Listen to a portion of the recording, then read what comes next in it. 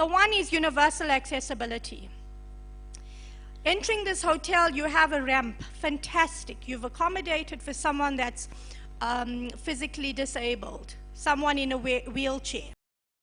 But what you will not know, and I know because I work with tourism standards, is that that ramp is too steep, okay? So once again, it goes back to having a facility like a ramp for someone in a wheelchair, but then it's impractical. Because it's too steep, the wheelchair is going to slide back, okay? So universal accessibility from the point of sensitivity awareness. So if I come in a wheelchair, I don't even need a wheelchair sometimes, I'm so short. I come in there, is the receptionist equipped to be able to assist me if I'm in a wheelchair to check in? You know, can they come out and is there a table? Those are the kind of things we're looking at. Sensitivity awareness. Being a person with a disability, whether it's visual impairment, hearing impairment, or mobility impairment, it's not a shame, patronizing attitude. We need to be able to sensitize our hospitality industry on how to deal with people with disabilities or differently abled people. Responsible tourism. Some of you may know, South Africa is experiencing huge challenges, especially Cape Town at the moment. They've got the gorgeous mountain, but they don't have water, regardless of the fact that they're surrounded by ocean, okay? Responsible tourism is extremely important, and someone mentioned it in a presentation earlier on. It starts with us. What are we doing within our establishment, our businesses, to practice sustainable and responsible tourism? Something as simple as having bins that separate glass from paper from plastic. Environmental impact plans, that's what we're referring to. Extremely important, okay? So, quality as a reflection of tourism standards. I'm not going to go into the definition. I'm sure this presentation, like others, will be made available by ZTA. But essentially, quality is a process. It doesn't happen overnight. You have to work at it, okay? But it is the one thing that sets you apart from any other business. This is just a statement that was made by the World Tourism Organization, and it's just reiterating what I've said. Quality doesn't start with maintaining or adhering to standards that ZTA's put out. Quality starts with the time, from the moment you recruit staff, okay? It's not only about clean linen and crockery and cutlery that's not broken or chipped. So the main elements for success, as I was saying, it involves the entire operation of a business. And I'm using the hotel once again to demonstrate it. The operations, having proper systems in place. Mr. Facilitator, I think you mentioned it earlier on.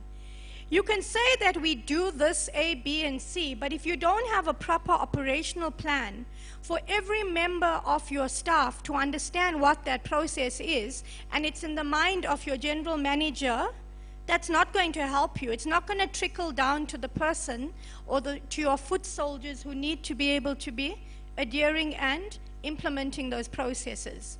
Human resources. I do recruitment for the tourism industry, for hospitality industry. As much as it may be easy, or you may think it's easy to get staff to work in the restaurant or front office, it's not. My colleague from the hospitality, from the school, he'll be able to tell you.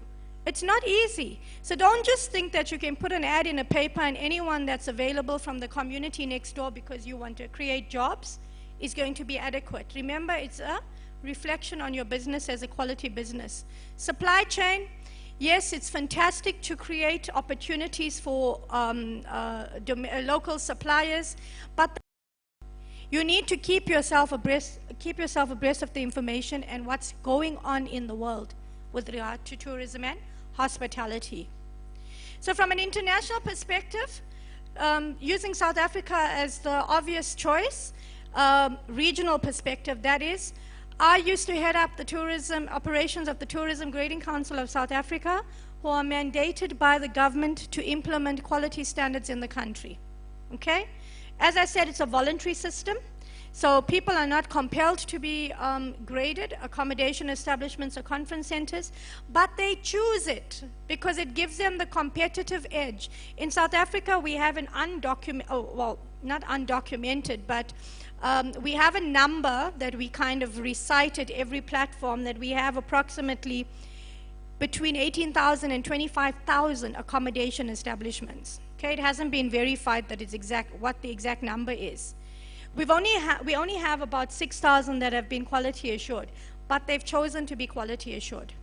So when you go to South Africa, or people from outside of Africa visit South Africa, believe me, one of the first things they look at is the star rating of an establishment to be assured that it's going to be an establishment where there's curtains on the window and the window's not broken and there's actually a bed in the room. International examples, I'm sure some of these logos look familiar to you. AA Hotel, is AA present in Zimbabwe? Do you grade by the AA system? Okay, I'm not sure. Like Lesotho, for example, Lesotho uses star grading as well as AA. And then, you know, the point of this slide is to show you that it's not unique to Zimbabwe. Don't see it as a stick that ZTA, Zimbabwe Tourism is holding a gun to your head to say you have to be graded. They're doing it to help you and see it in that way. It's a collaboration. For them to be able to promote Zimbabwe as a credible, quality assured destination, they want to be assured that every single one of you sitting in here that has a product is providing a quality product to be able to have that ripple effect across everything that you offer. So, a question remains, and I'm not asking you the answer, think about it. Is quality of a product or a service the roadmap to business success? I can tell you categorically, standing here, having a business and having worked with thousands of businesses regarding quality standard, it certainly is. And how do we achieve this? We achieve this through tourism quality standards. The implementation thereof. It's a benchmark for you to measure yourself against your neighbor. The approach to tourism standards implementation at country level, this is just FYI. ZTA will basically, they have and they will when they're reviewing their criteria. There's a process that they follow. And it's an endorsed UNWTO process. So it's not that Dr. Kaseke woke up one morning with his team and said, let's implement standards in this way. Let's throw in a criteria that says that you need to have individually controlled air cons at a 5-star level. Okay? There's a process. It's not a unilateral decision. So some interesting developments over the last couple of days. This was spoken about earlier on. The article was published about 2 weeks ago where the headline was Zimbabwe calls on Airbnb accommodation hosts to register. And I know that it's a can of worms that have been opened. We spoke about it. Someone mentioned it in a presentation earlier on. I've put it up there specifically just to say one thing. Airbnb may be like you're in the Western movies, you have these guys that go shooting around with no kind of aim. There might be a rebellious child at the moment. The only way that Zimbabwe or any other country is going to be able to work in a manner that doesn't cause disaster for the industry, it's to work in conjunction with Airbnb. You're never going to get rid of them. Work in conjunction with them, collaborate with them. They may not come to you and say, we're going to be assessed through the star grading system, but they may possibly meet you halfway to be able to say, we'll get registered according to the legal requirements, but don't ask us to have individually controlled air cons in our Airbnb. So the idea of putting this up is to say, it's all about collaboration and inclusivity, not getting people to work outside of your system. There was also an article about, I think it was about 2 weeks ago as well. There's an association of corporate travel executives. They've announced yet another worldwide hotel rating system to be standardized. We've got stars, we've got crystals, we've got every kind of symbol you can think of. Now they've gone and announced yet another system. The question I ask you, and I'd like you to think about it and engage through this strategy process with ZTA is, do we need another system? And if the answer is yes, once again, how do we collaborate with ACTA to be able to ensure that we enforce it in a harmonized manner? And then just before I finish, I'm not sure if our colleague from Zimbabwe International Trade Fair is still here. I met her earlier on. But Sophie, you mentioned in your presentation this morning that it's sad that there hasn't been a new hotel built in I don't know how many years. But guess what? There was an article published last night. You are getting a new hotel. And even better, you are getting the hotel right here in Bulawayo. How many of you knew that? You didn't? I get a free room tonight. According to the article, did you see the article, Mr. Facilitator? I'm going to send it to you and you can share it through your email. So, according to the article that was published last night, ZITF, I don't know how I say that in abbreviated form. So your International Trade Fair were the people that, were the group that actually made the announcement. You're going to have a 300-room hotel and convention center being built from scratch here. It's worth, or it's the estimated cost of the hotel, $1 million. And of course, they mentioned other improvements like, where is Exhibition Hall 2? Is it in here? Okay, so Exhibition Hall 2, wherever that is being upgraded to a cost of between $250 and $300. The point I want to make as I leave you, colleagues, is this. There's a new hotel being built. ZTA, I implore you, work with them from now to make sure that it's not a high-budget hotel where your rooms, oh, the one point that I also wanted to make to your presentation earlier is that price doesn't dictate or denote quality. It doesn't mean if a hotel is $1,800 a night that you're going to get 5-star quality. Neither does it mean if a hotel or a bed and breakfast is $20 a night that you won't get quality. So never ever make the mistake of thinking a price tag dictates what the quality and service is that you're going to get. So coming back to this ZTA, and I'll leave it with you, please make sure that the hotel is built not at budget, because budget, you know, the connotation is that it's cheap, but it's a reasonably priced hotel that your domestic tourism can. It includes, Sophie, I know you're responsible for this, no pun intended. It includes responsible tourism. It includes universal accessibility according to global standards.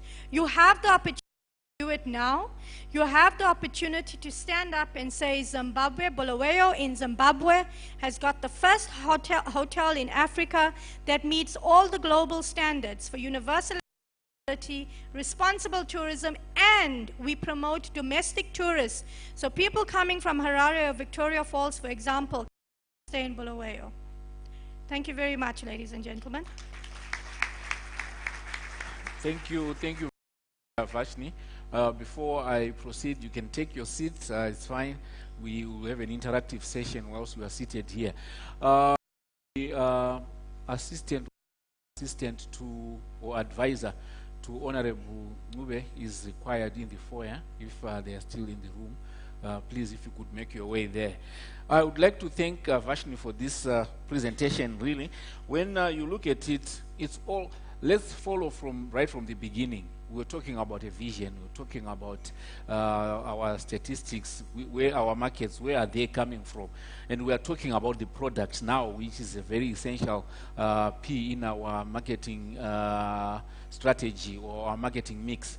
And we talked about price, and so it's all coming together in the perspective such that by the time we leave this room, all of us should be conversant with marketing, just even to go and do your own marketing strategy for your own operation, because the formula is basically the same. What do your guests what are they looking for? And I think, thank you so much for telling us that quality is not equal to price. That's where you have a lot of disappointments. And the issue of the value chain, ladies and gentlemen, when you are leaving the airport, she mentioned it, or the border post, Maichuma is not in here, or she's somewhere. The standard you get at the point of entry, at the airport, the service. And then the next thing is you jump into a taxi or into a luxury coach, in quotation marks.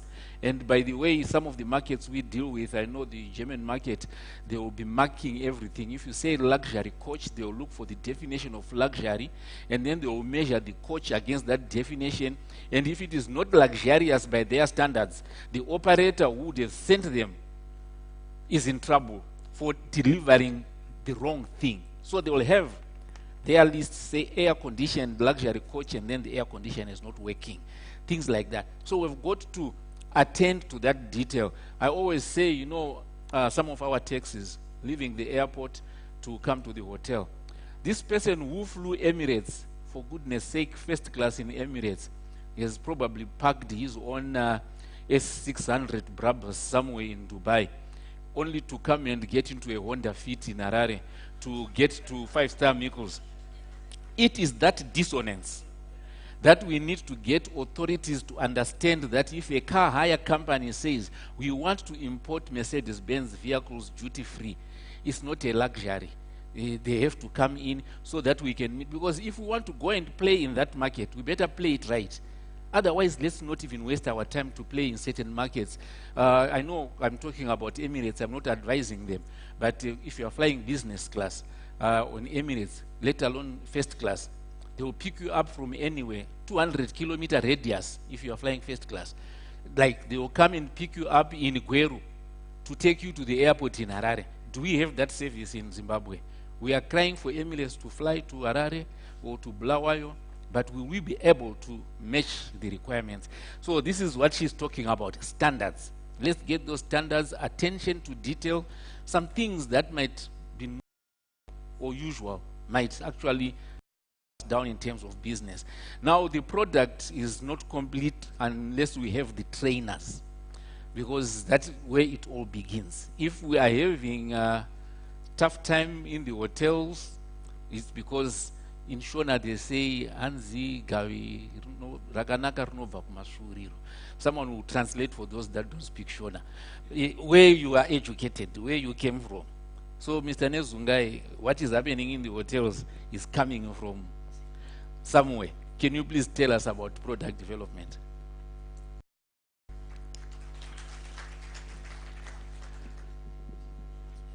Thank you very much. My name is Innocent Nezungai, Director of Hospitality and Tourism. May I ask all those School of Hospitality and Tourism students, staff, and ex-students to please stand up, wherever you are. Thank you. Lecturers, Oh, okay.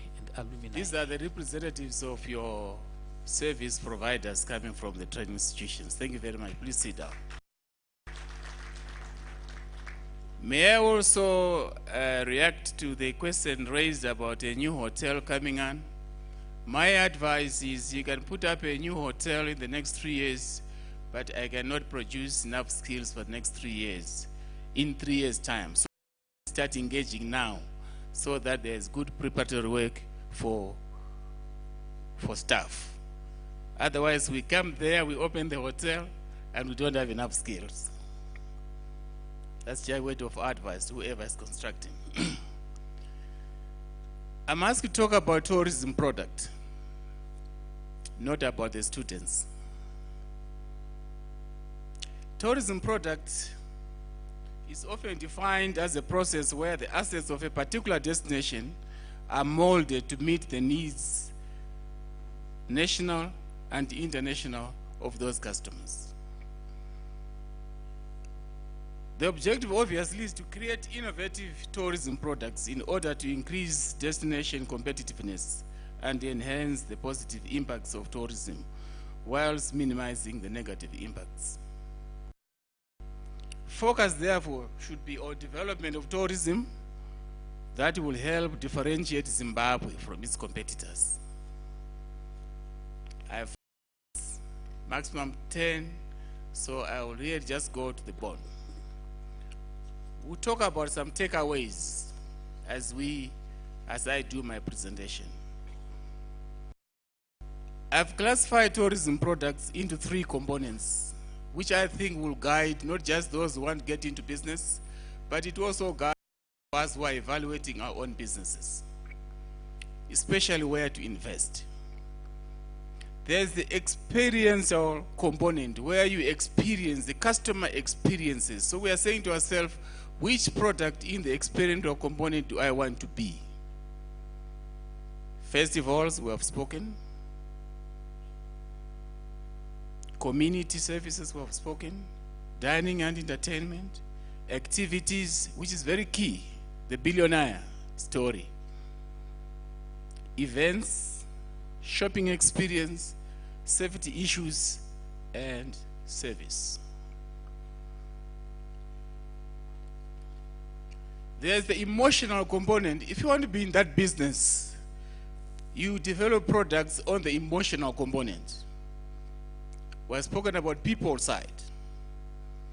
The cultural resource. What cultural resources around which can I develop new products? The historical resource and the hospitality. I'll give examples in my presentation. There's a physical component. We're talking about creating new products. Am I going to create in infrastructure, natural resources, accommodation, restaurants and bars? Now, the key talking points, which are the take home, and I'll give some examples. Where are we in Bulawayo? I'm focusing primarily on Bulawayo, as we have heard that there will be other presentations around the country. Skills. Bulawayo is endowed. We have training institutions, university at Lupane State University, colleges at School of Hospitality. But as I have warned before, let's start sharing your human resource and skills projections so that by the time we open, we are not found short.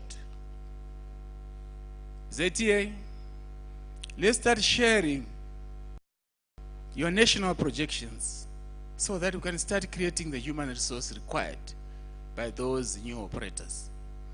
I'm on record of saying to my people, if a 300-room hotel opens today, Zimbabwe will be short of skills. So we are in it together. Where are we now? Festivals, we have spoken about Intwas and other festivals, but we need to create more. Events, we have spoken. Arts, our culture and heritage resource, Matopos, Kami, our hospitality, our people, have the culture of service and smiles. But we need to do more. We have religious tourism, sports tourism, agro-tourism, and the list goes on. We need to do more. So as we develop our products, we will be very clear in which area do we need to invest our product. What are the challenges? Concept and idea creation, I think, is a big challenge among ourselves. We need to think very seriously. In each of those areas where there's opportunity to create new product, do we have concept creators? Can we dialogue together and create concepts? Because unless there is a concept, viable concept, funding will not follow.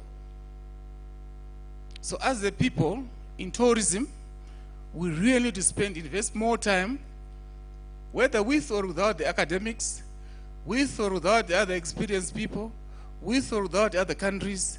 Let's spend more time in the concept and idea creation.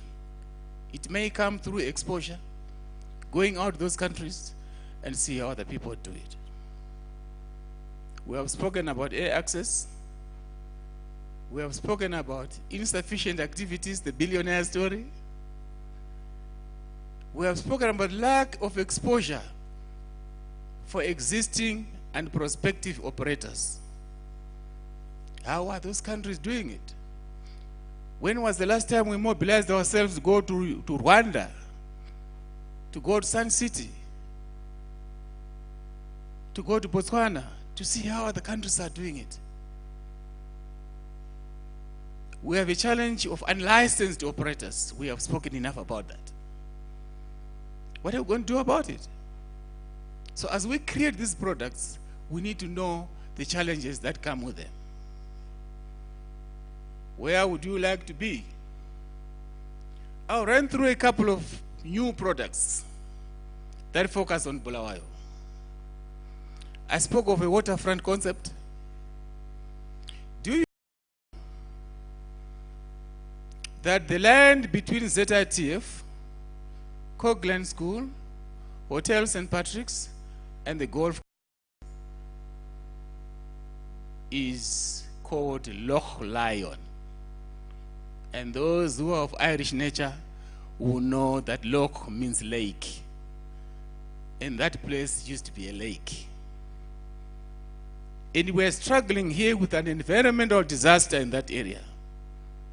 And we're proposing, let's create a new product which involves diverting the effluent at 15th Avenue and taking it right down, which involves creating a dam wall or a weir just before 12th Avenue, excavate that space, and have a freshwater lake.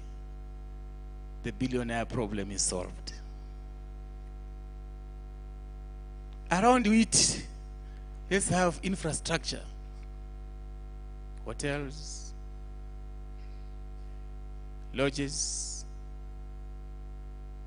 apartments, water sports, hobby fishing, and we're in business. And Bulawayo will be repositioned forever. What a game changer.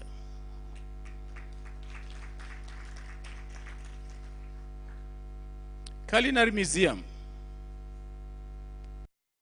With all its emphasis on culinary, there's not enough documentation on the development and restoration of Zimbabwean cuisine. It's unfortunate that my colleague Patisa Nyati is not here, because we have done a lot of work on this area. Zimbabwe needs a museum. When will we ever say this is our culture, this is our culinary, this is our cuisine? Township tourism, much has been said, but it needs to be consolidated and grown, given the rightful ICT infrastructure, so that the tourists can, will, and must then identify and find.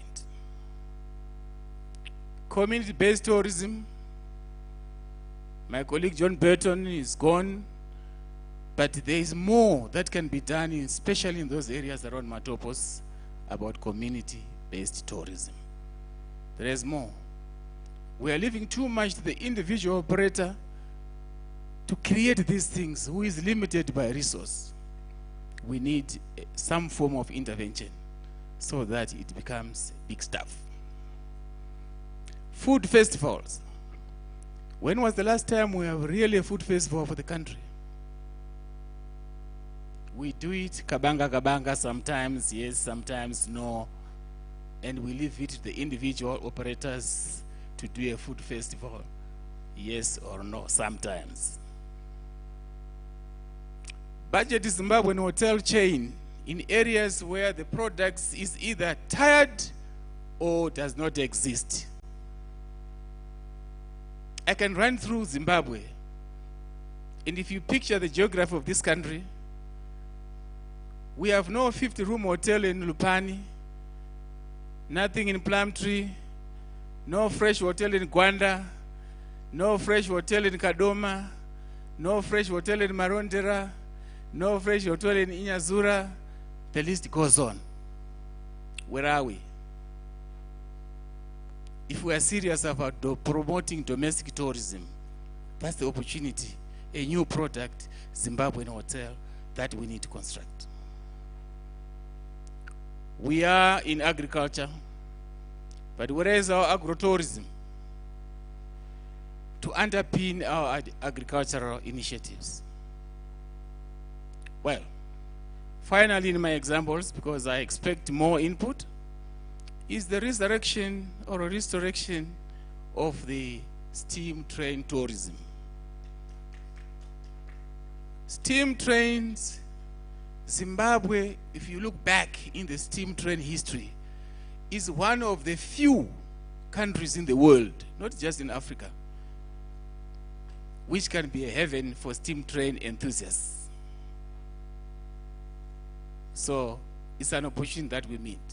How do we get there? We need a culture of creativity, research, and concept creation. We need to improve our rail transport. I'm pleased that I was reading about coaches coming in. We need to up our game on customer service. Really to up our game. What we were doing yesterday is not good enough. What we did this morning is not good enough. It's what we should do now and what we do in the future. We need to increase the use of ICT in product and service delivery. It's not enough. We need to do more. When did we last have an app here which shows us where all our community-based tourism are sitting? For as an example. Aggressive marketing has been mentioned.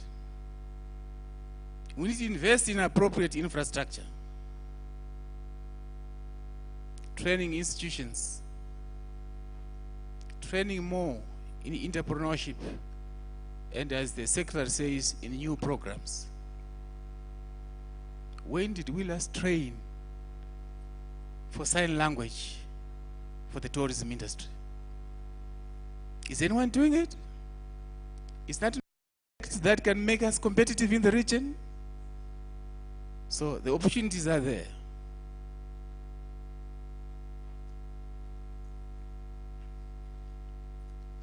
Let me conclude. Emphasis should be on tourism products development that is grounded on environmental, economic, and socio-cultural sustainability. And as we go forward, we acknowledge the fact that tourism is a people-powered sector, whereby human resources are an integral component of the destination product offering. Hence, there's need to invest in human capital development in order to effectively advance the tourism development agenda. Focus, therefore, training providers should go on skills, attitudes, knowledge taught throughout the qualification ladder from certificate, postgraduate, and beyond.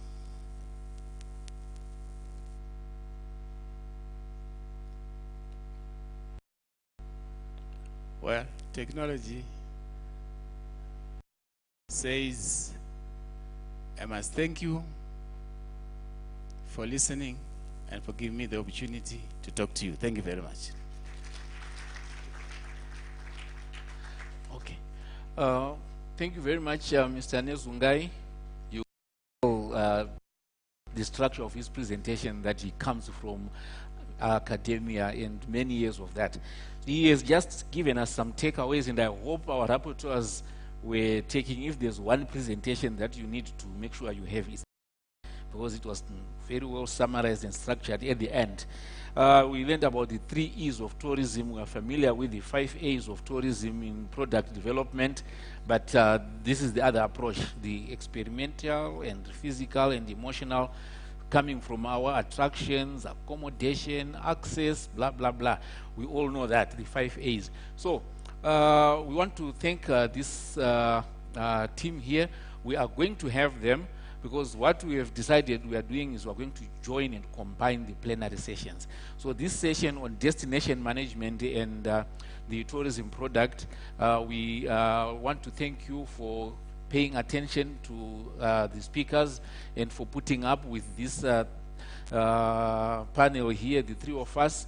We hope we'll be able to interact with you when we are given more time later. So I want to thank you, ladies and gentlemen. And my phone is clogged with calls applying to Mary Vashni. So please, I'm still taking calls because she said she's going to marry a Zimbabwean after what she said. So thank you so much. Mr. Runyoa, it's over to you.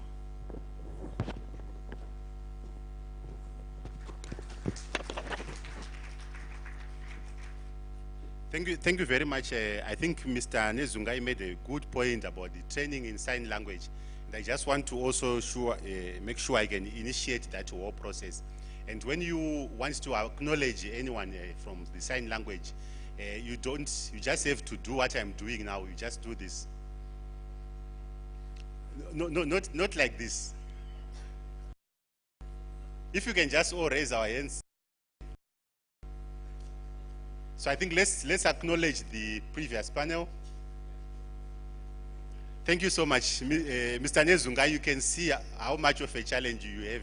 I'm sure let's ensure that the new curriculum at the schools can also take that into account, so that at least we can be able to converse with our tourists.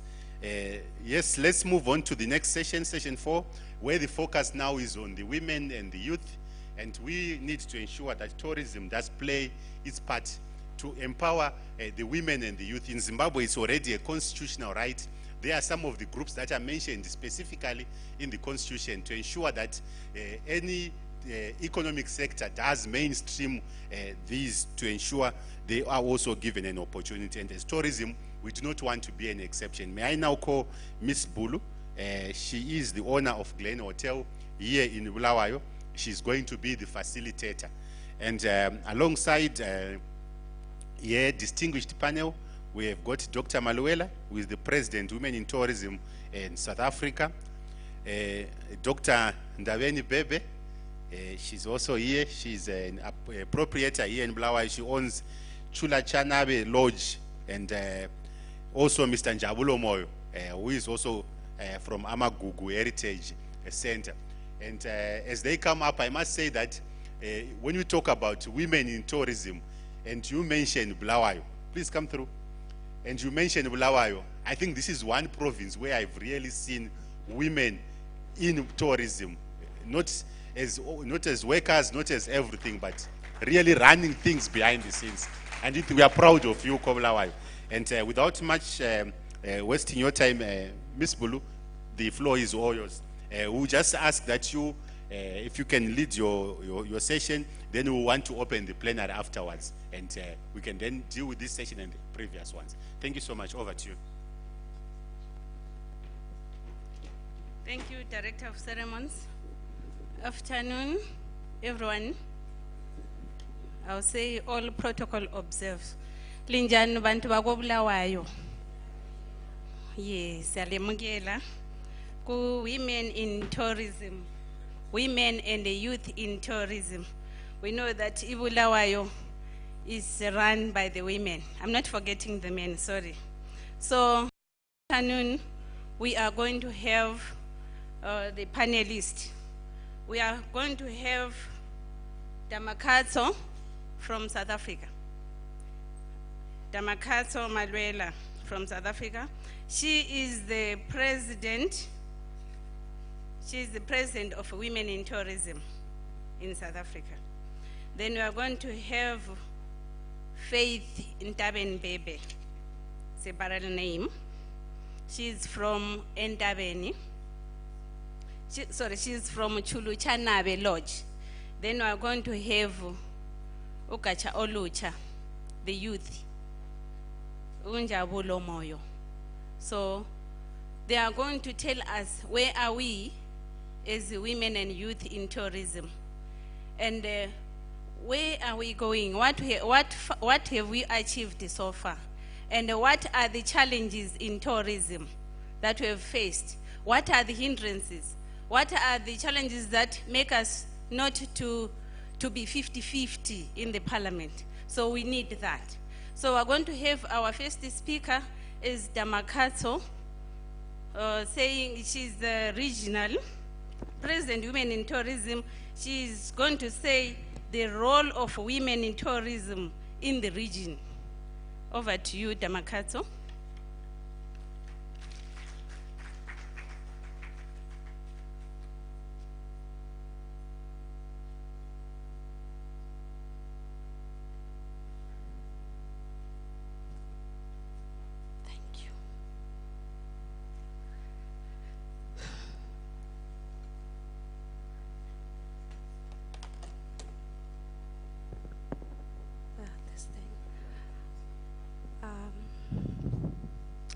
Ladies and gentlemen, honorable guests, honorable PS, in absentia, honorable minister, and the cabinet, I greet you. This thing is disturbing a bit. Can I just use this? Thank you. Program director, thank you for the introduction. But I would like to just correct my role. Yes, I'm from South Africa, but I am not representing women in South Africa. I am representing women in the SADC regional level. So that means when I'm standing here, I am a Zimbabwean, not a South African.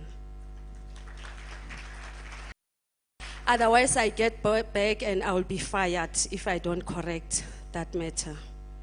And thank you very much. Again, it's Dimakato, not Damakato. Yeah, sometimes it's just a sensitive thing, you know, when it comes to pronouncing names. People are sensitive because it has got a meaning. Thank you very much for this afternoon. I really appreciate it. And the warm welcoming that we have received, myself and my partner, Ms. Naivashni from South Africa, since we have arrived on Wednesday. It has been amazing. I feel like you know, just to come and say I'm no longer going back to South Africa. But thank you very much for this afternoon. I'm here to represent women in tourism in the SADC. Which is the forum that was formed under Ritosa, that was in 2014. And ever since it was been formed, we've been working tirelessly to see that we can come up with a program. We all know that, you know, there are programs and there are times when we will have events and we go to different communities and we start by maybe announcing, you know, the things that we are not even sure of, and you raise expectations of people, and after that you don't implement anything. So when we are standing here today as women in tourism, we are saying we already have done some work on the ground. Before we could come to you, we had to work first and make sure that everything is in place.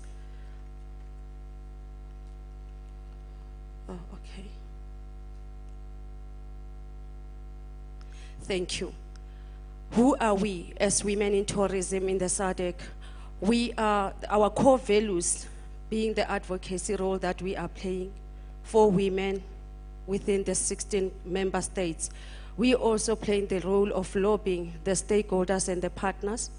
We are mobilizing because without the community, without women who are on the ground, we cannot run our program. We also facilitate the programs that are within the government. We work with different stakeholders as we indicated, but our main stakeholder and partner is government because they already have programs in place. We also do the monitoring and evaluation of each and every program that is implemented for empowering women in the tourism space, even in other sectors. When we talk about the monitoring and evaluation, we are talking about the impact. Because if you've got a project or you start a program, you should have the end goal, you know, the objective of what is that you want to achieve. But if you are going to monitor and find that you are not reaching your goal, so that means the very same program is not, you know, reaching an impact which was intended to.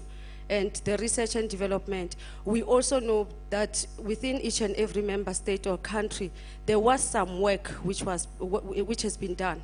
So you cannot come to any country and say you are starting something, you know, reinventing the wheel and starting something which is very new.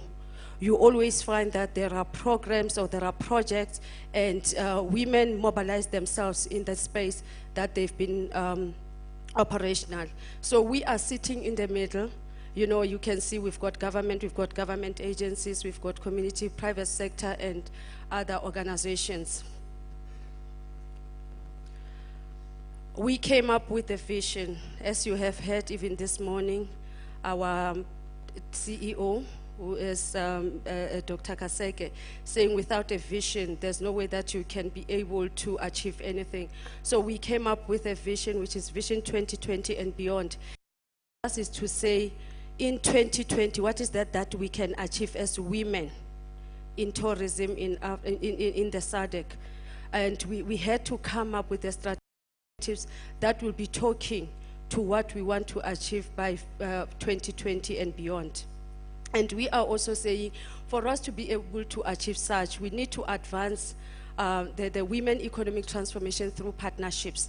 As I indicated earlier, when we started working on the program, we also started looking at the different partners that we have to work with before we can even come to you and introduce the program that we are looking at.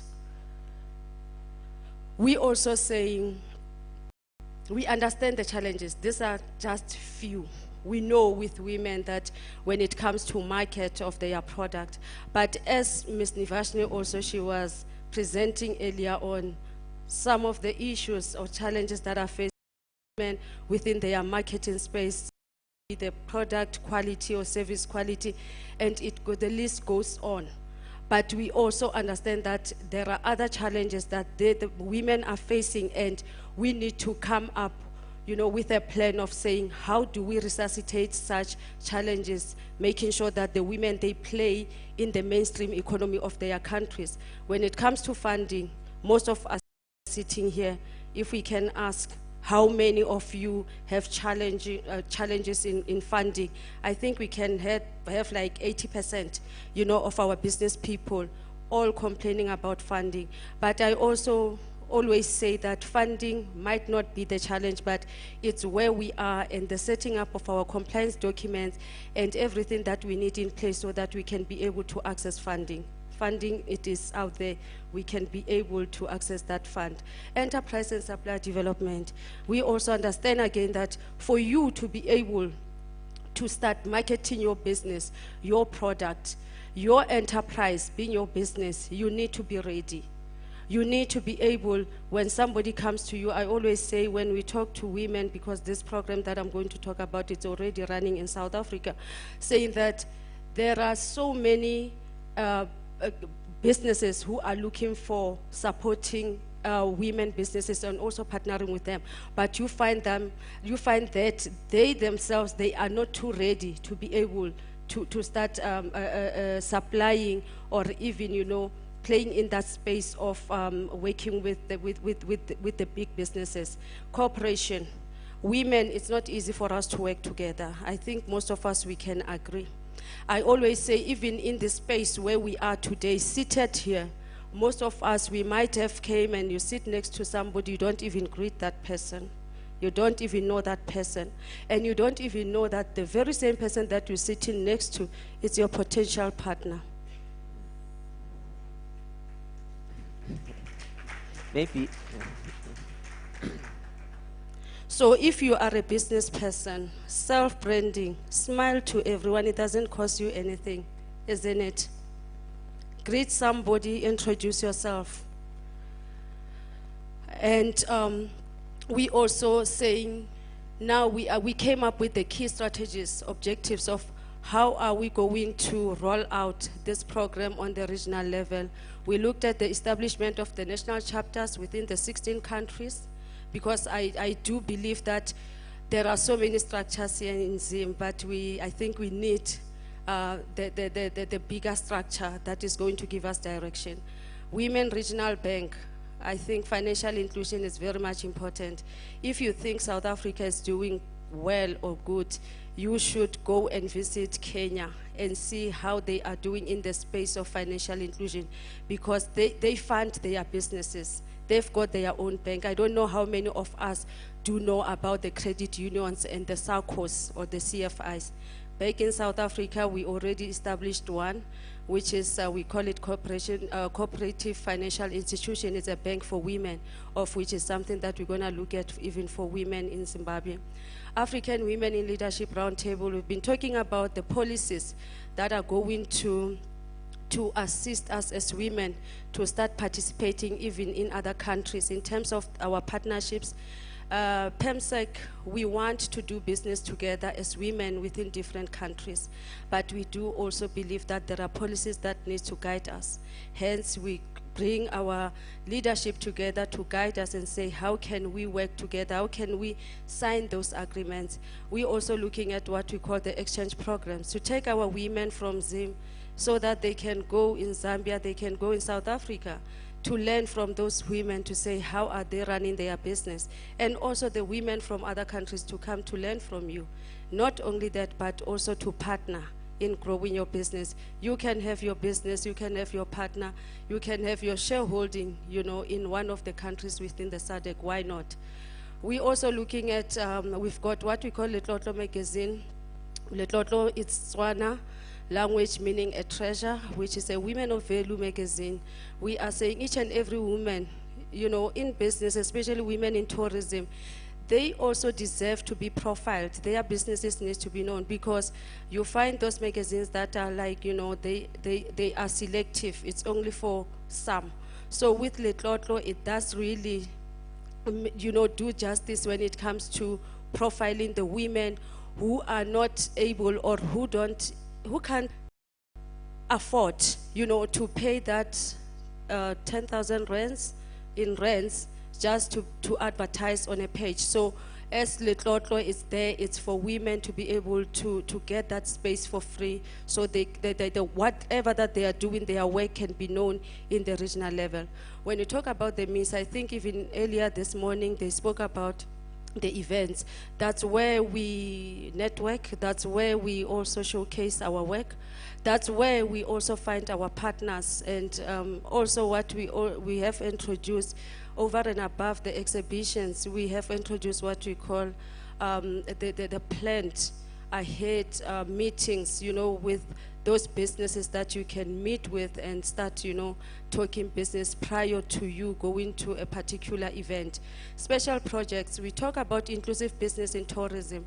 We all know that, you know, in the tourism, as we are sitting here, without the water, without food, without electricity, energy, there's no hotel, right? We wouldn't be here. We operate. We need all these other things that goes into the hotel. We need the textile bed linen, we need uniform, we need, and we've got our women already, even in the rural area, who are already working in that space.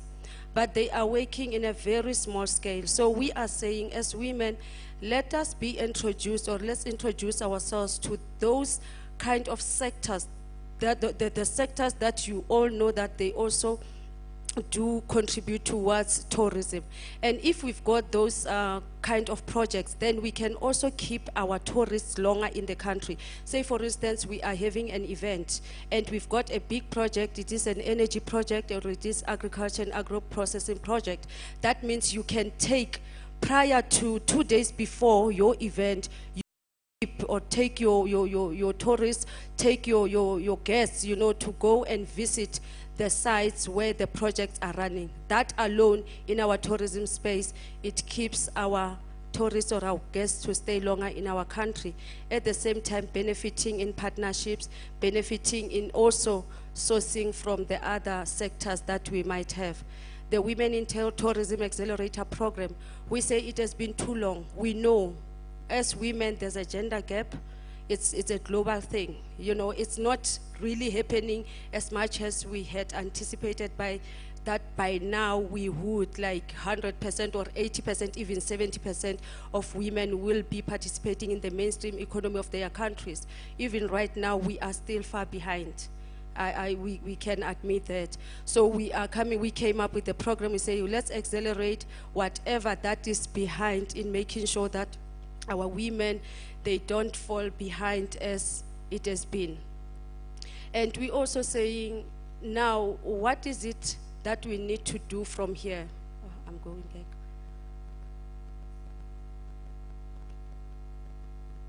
For the Zim, we came up with the approach to say we need to come up with a program.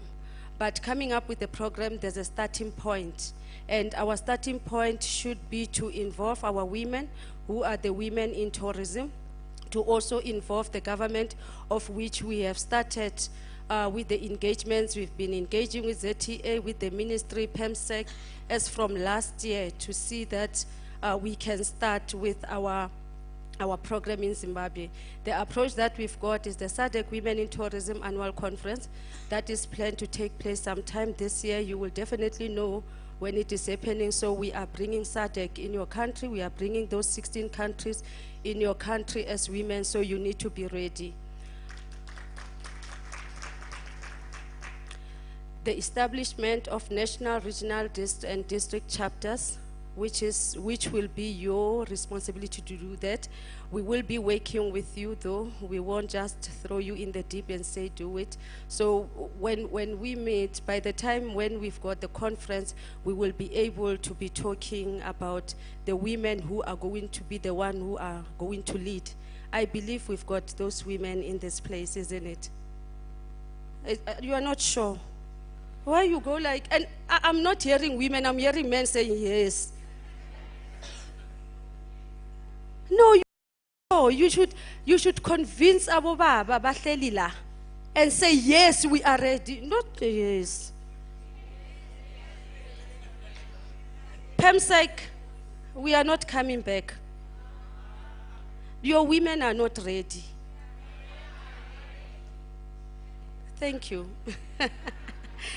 So we also, after we have established the chapter, we're really looking at the fact of the financial inclusion. As much as we're working with the SADC, UN Women, USAID, and other organizations in terms of funding, we also need to make sure that we've got the muscle in terms of controlling our own money, isn't it? Don't you want to control your own money? Like the Kenyans. Don't you want Abu Baba to bank in your bank? Siyavumelana ngithi masisuka la yethu. Next year this time, PEMSEC, you will see we will be the bankers. And the other project that we are going to do is the rolling out of the Women in Tourism Development program.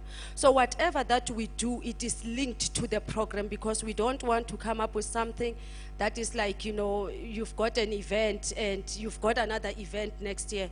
When we are going to have events, that's when we are going to give the feedback on what we have done from this year until next year. So we are talking progress.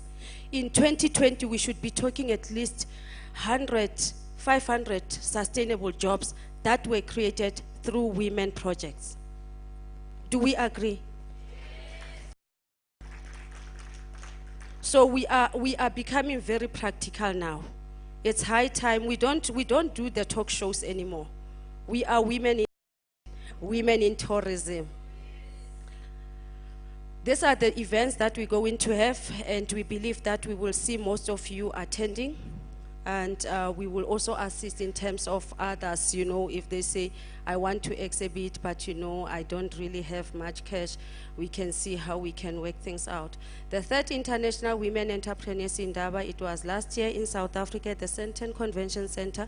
It is happening in Zambia, end of August. And we're gonna have our National Entrepreneurship Annual Summit. It is in Johannesburg in November.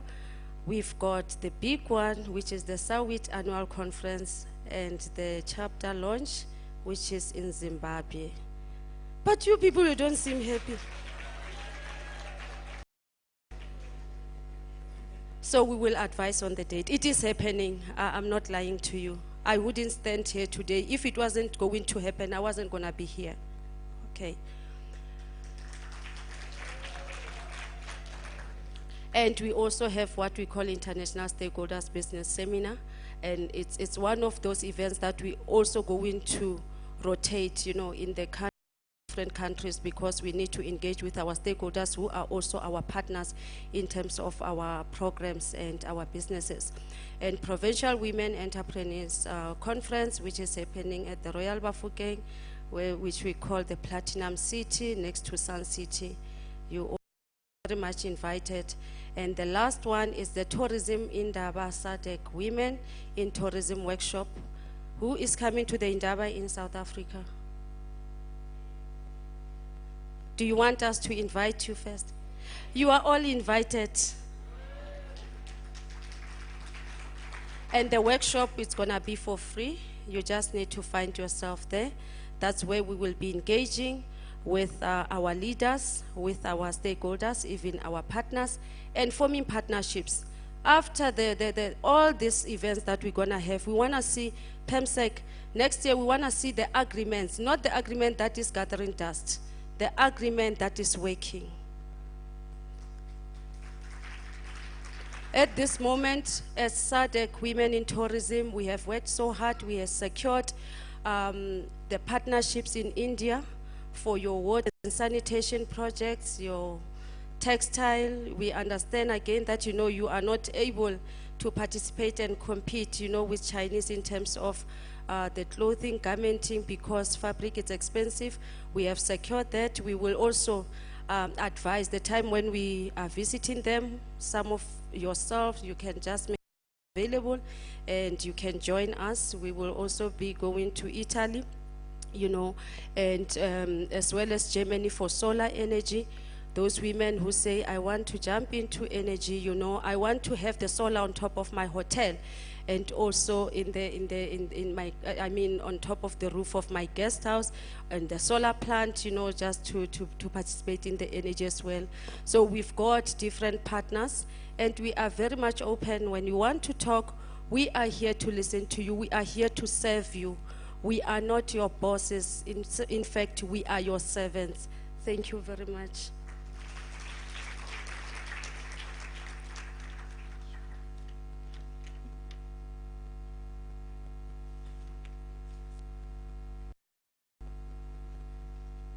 Thank you, Dimakato. Thanks for the correction. This is appetizing, isn't it?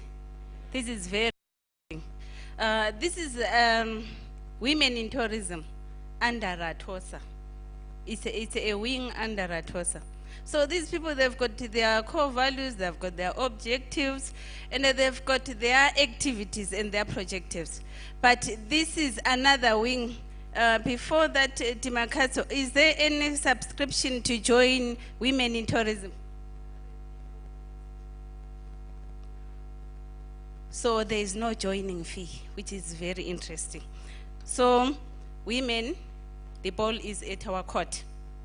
The ball is at our court because this is a very interesting wing where we can benefit as women, where we can benefit as regionals. As he said, she's bringing the SADC in Zimbabwe, particularly in Bulawayo.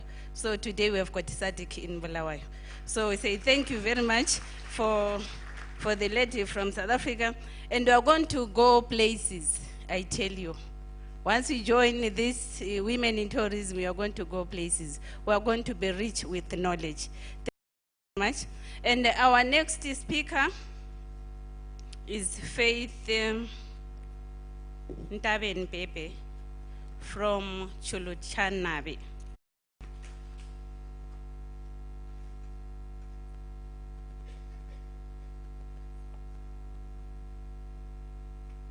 Salvanani, Dinjani, Mbokwazi ngalokho angangifikele.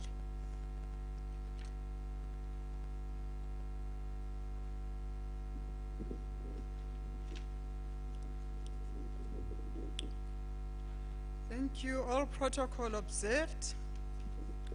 The topic I was given initially was women and youth in tourism, and I thought how very absurd. Why is that every time people talk about women, they mix them with youths?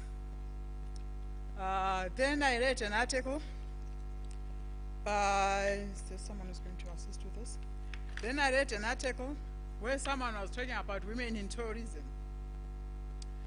And he started off by indicating what was supposed to be done to assist women and children in tourism.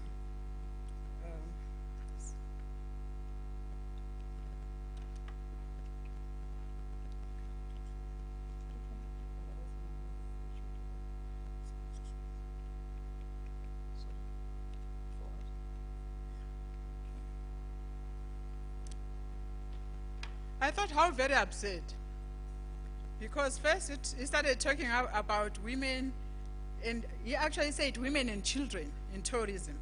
And as the article progressed, it changed to women and youth in tourism. And I thought, also, youths are children, and women belong with children. And I kept thinking, where does that come from? Where does that come from? And I thought, oh, by the way, when they ask a man about his home, they say, "Banjani abantwana?" And then when he responds, he says, "Hayi bayaphila umama nje." The children are fine, just that my wife is not feeling well, which means the wife is part of the children. So that is where it comes from. But I believe in business, there's no reason why women should be mixed with children. And when I got an update of the program, when they had separated the youths from the children, the youths from the women, I thought, okay, perhaps now we're talking business. Let me quickly go through what I'm going to cover. I've already told you about the views and opinions, the views of the opinion influencers out there, that when they're looking at us as women in tourism, they actually see us as children in tourism. I'll look at the 5 roles of women in tourism in Zimbabwe, but I believe that those roles are not specific to women in Zimbabwe, because from what my sister was sharing here, clearly the roles are cross-cutting. They are not just specific to Zimbabwe. I'll look at challenges associated with each role. I'll look at the implications for the national tourism strategy, because I believe that is why we're here, and perhaps that is why we're talking about it. I will go through it very quickly, because the women are here, and I think it is important that we leave them time to talk about their issues, because I'll not purport to be an expert. I am not. 5 roles for women. You will find that I'm not even bothering about the slide. 5 roles for women, 5. Role number 1, in the tourism sector, we are there as employees. And we make the bulk of employees in that sector. However, you found us a lot at the bottom rung. As you go up the corporate ladder, we start disappearing. And when you get to the peak of that ladder, we are no longer there. What are the strategic implications? It talks to issues of, yes, training and development, but it also talks to issues of affirmative action, because the fact that women are not found at the top, at the upper end of the ladder is not because they are not qualified. They are qualified.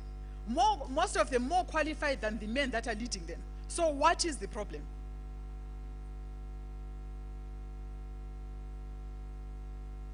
When you ask what the problem is, it gets very quiet. Role number 2, women are in the tourism sector as owner-managers. They own the facilities, they also run the facilities.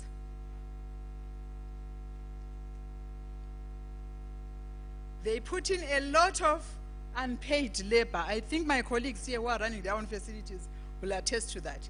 They put in a lot of unpaid labor, labor that is never quantified, figures that never even find their way into the national statistics.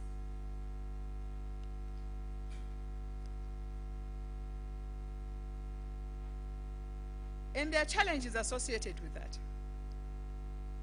In the sense that because of the manner in which the business is run, at times it's not possible to go out and get a loan in order to grow that business. So you'll find that you'll find faith with Echuluchanabe lodges. If you saw it 5 years ago, chances are that in 5 years' time it will still be the same. Because it is difficult to go out there and get funding. When they're trying to get funding, collateral is asked for. And then that is where the challenge is, because the woman's assets are tied to the family assets. Whilst a man can go off to the bank without even thinking and decide to mortgage the whole house, even knowing until when she's being kicked out, the woman can't do the same.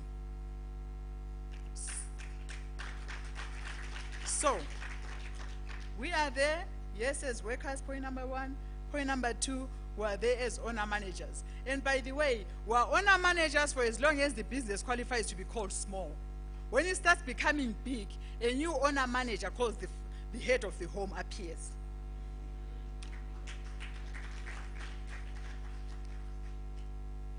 Point number 3. Women are in the tourism sector playing the role of provision of products and services. Products range from curios, crafts, supplying linen, food, etc. And even there, once women play a crucial role, there is very little support for what they're doing. And again, their businesses remain very small. And because the business is small, they have no capacity to negotiate for good prices. As a result, they pretty much give their product for almost a song without factoring in their own labor.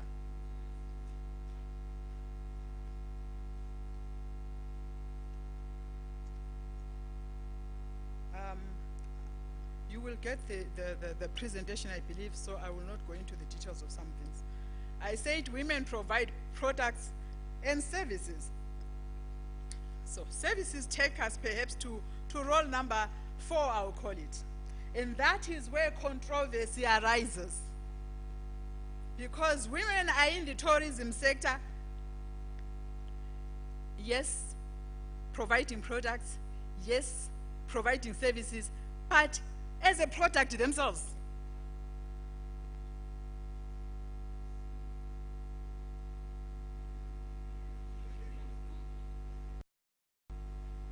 And our legal framework does not protect them.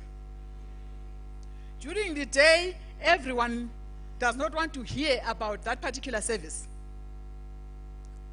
But the fact that these women are there, and they seem to continue being there, means someone is utilizing that service and someone is paying for it. Well, we either bury our heads in the sand and pretend it does not exist, or we find a way of dealing with it. The services I want to talk about right now are 2. Point number 1, the shebins.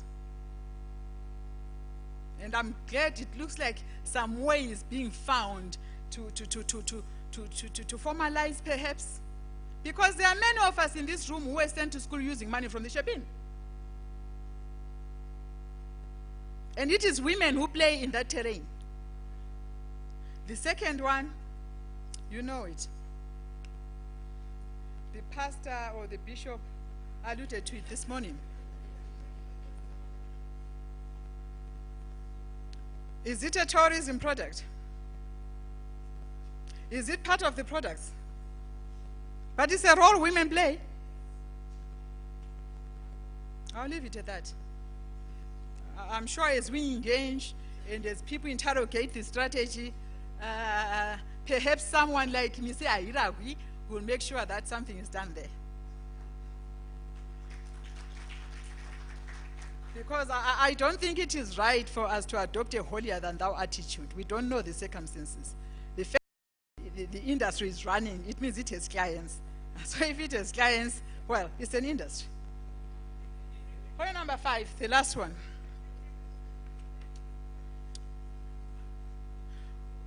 Women in the tourism sector, they play the role of investors. But that is the part that is very disappointing. For me, that is the part that makes me unhappy about the role we are playing as women in the tourism sector, because we never seem to get there. I'm very well with running my little Chuluchanabe lodge. I can add a room or two every once in a while, but I've never heard of women coming together to buy or build a hotel.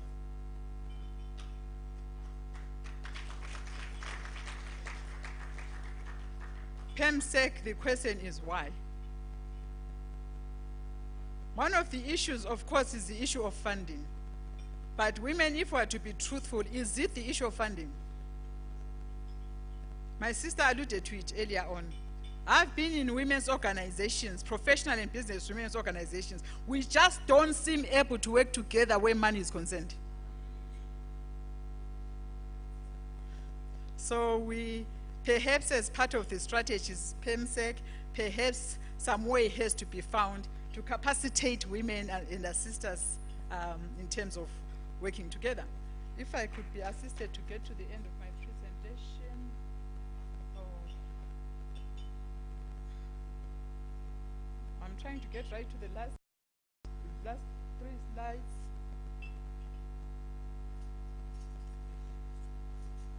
Is this me or I'm on my own? Yeah. Let's go. So the rest, perhaps we'll get it from the presentation. I just want to go to my last chart.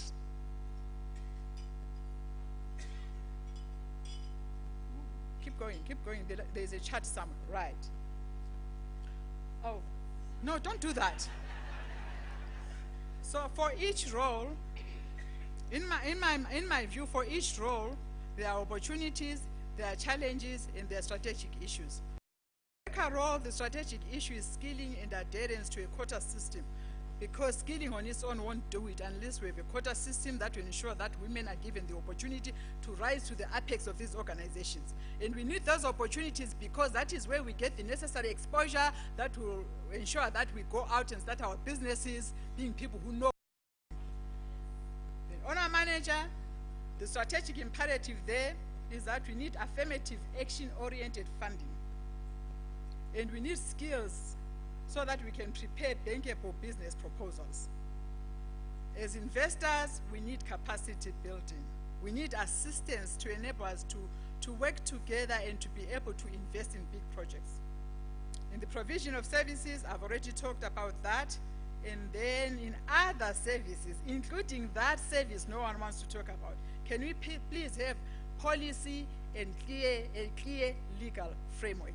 Asante sana.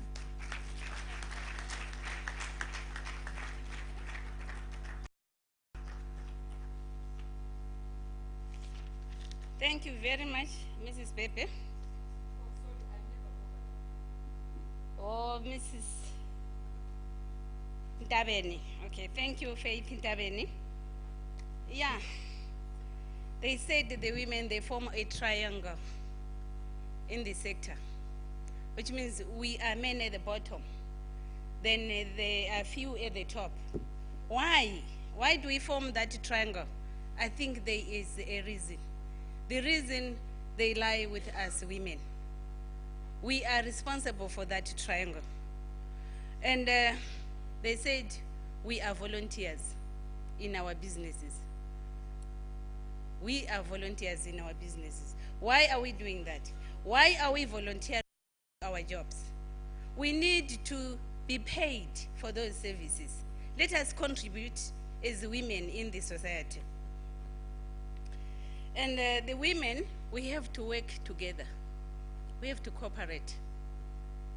Above all, I think there are some challenges. I'll go back to the triangle. I think there are some challenges that force us to be at the bottom. There are big, big challenges. We're going to see when we're doing question and answers, because there is a big force that is force of gravity, that is forcing everyone downwards. So there is a point that with the small business, it doesn't give you the room for negotiate. Because you say, chamuga nyama, whatever you give it to me. So that one promotes the people to operate without registering. Because they're being small, they don't negotiate. So we need we need government to chip in, or we need ZTA and the municipality to make sure that everyone is legally functioning. So it's very, very important. Then we find that we women, we are the products of ourselves. How can someone be a product of the self? It's food for thought. Then I think as women we've given the chance to operate, but now we also need government to help us, to support us. There are so many facilities that are given to women. So let us utilize those chances that are given by government. For example, we've got the incentives from the banks. So we have to utilize that. So we are going to have our youth now to give us what are they doing as youth in tourism. Thank you, gentlemen. It's over to you.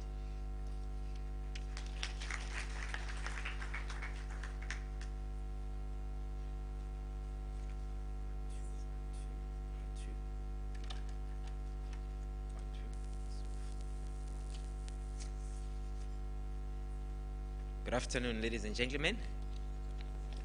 Lichonile. Anabantu bazondile. Lichone njani? Cela ukuthi ubingelele umuntu oseceleni kwakho nje. Much better, much better.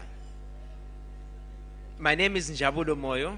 I am from Amagugu International Heritage. Cela ukubona abangama youth, show by raising your hands.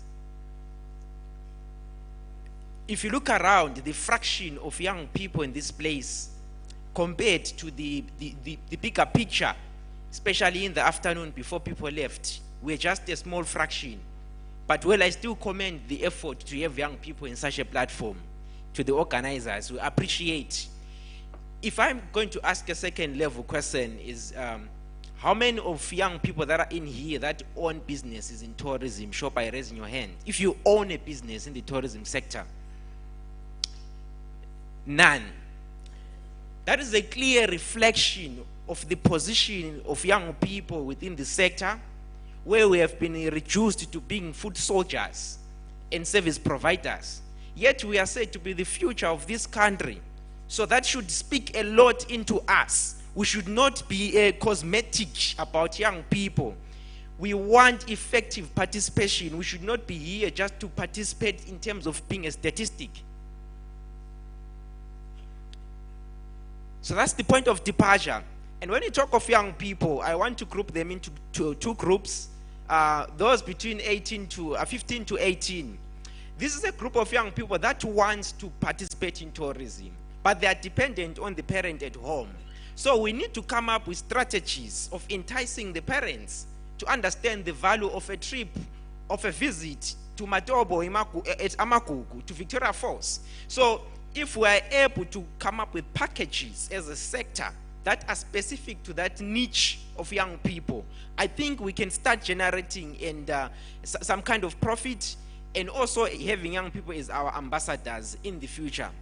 The second group is defined by the African Youth Charter of young people between 18 to 35. Most of us within that bracket, some are academics now, some are now working. They want to take your girlfriend out for Valentine's Day.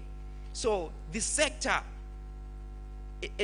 largely should be able to also realize that young people are not a homogeneous group.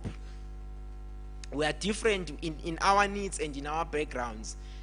And where are we will be the key question. As young people, most of us are found in the street selling our curios. Most young people are actually there right now by the city wall. So most of our service provision, they are fragmented. We have not managed to come up with a consolidated strategy as young people, as a grouping, to promote, to package, and to sell our products. Most of us is just some random selling by the street corner. And also another trait is that of young people becoming more of reactive than being proactive. And the reason why is not that we are not innovative. We are innovative as young people. But there is no enabling environment for me as a young person to be innovative. I am an author of 6 books. but I have a desire to sell my products on Amazon, on global platforms, on web-based platforms. But if the environment is not enabling, ladies and gentlemen, as young people who look like we're not thinking, we do think there are a lot of projects out there. As a disclaimer, before I came for this presentation, I had to consult broadly on social media, on WhatsApp, on Twitter. Young people were inputting into this presentation. That's how we're trying to be innovative. We are saying, in terms of numbers in the conference, we are not much. But in terms of getting out the word, we are doing a lot of work. As right now, this conference is actually trending number one. It's because of young people that are pushing the information out there to be known. So there is a global audience that is listening to us as we are speaking today. So young people are generally web-based. If I'm to ask how many of us are on Instagram, or how many know on Instagram, it's just a small fraction which is of young people as well. As a recommendation to the broader tourism sector, we need to embrace technology. We need to employ young people to run these platforms for you. And you also need to be trained, you know, as the broader population. I was actually tweeting today. I see President Mnangagwa is also on Twitter. So we're taking him as well as we're on this platform. So if a national leader is actually embracing, what is stopping you there to embrace that? It means these social media platforms, they are key.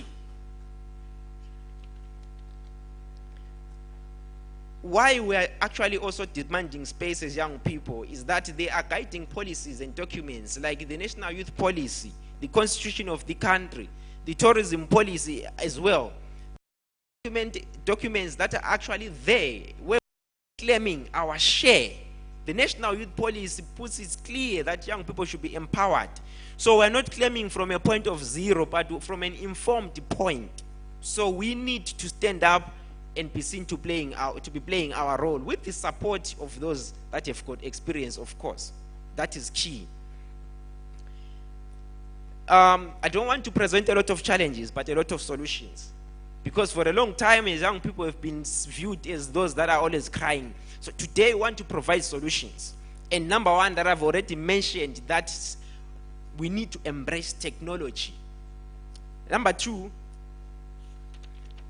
as a sector, there is a need as a sector to actually promote domestic tourism. And how do we promote it? Let us go to universities, offer them discounted packages, allow them to know about Victoria Falls. Many young people experience South Africa, Durban, before they even know Matopos Hills. Their first experience of tourism is outside the country. So there's a gap for us to go, especially for at the university level, even at primary school level, to actually use young people as ambassadors of the country. That can only happen once they are informed. Secondly, another recommendation is that of design technology. When you're talking of design technology, you are asking yourself, the infrastructure, the architect work, can a person using a wheelchair actually climb up to this podium? Seeing that here there are steps. It means we are not embracing that there are people who are differently enabled. They are a major stakeholder. My colleague here was talking of sign language, but we still have that part of our community. We might even struggle. Our aeroplane facilities user-friendly? Is the design, is it friendly to people of different, social standings? A third solution is that of substantial public and private sector collaboration. It has to be substantial. It shouldn't be platform talk, but it has to be strong and substantial. Also, for any tourism sector to thrive, we need to reduce tax for companies to function. So if companies are heavily taxed, which means even for our tourists, when I compare with South Africa, I'm always going to have a higher price because of the taxation system. So if at least they can be, friendly terms for young people trying to trade. We also require training in enterprise development, and also there is a need For product and service quality enforcement, as was highlighted by the other speaker, tourist safety, tourism investment. Do we have amusement parks in this country? I only know of Luna Park, which only comes in April. Trade fair. After trade fair, there is no fun, there is no amusement. So youths are also engaging in alternative ways of finding fun. Yet if we can invest in fun parks, we will not be spending our time on useless nonsense content. But when we are going to amusement fun, some of us are going to sell our products. We are going there to network. We are going there to build our business. But as a country, we are becoming innovative. Do we even have our own cartoons as a country? Because that is the catchment area to understand. And then in closing, let me say that as a recommendation, when you go to the Victoria Falls, it is one of the most well-advertised tourist destinations in this country. It is well-advertised.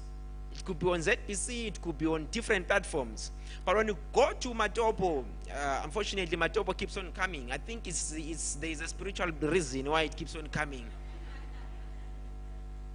It is a hub of heritage, so we can't stop talking about it. There is no consolidated national strategy for marketing Matopo as a destination.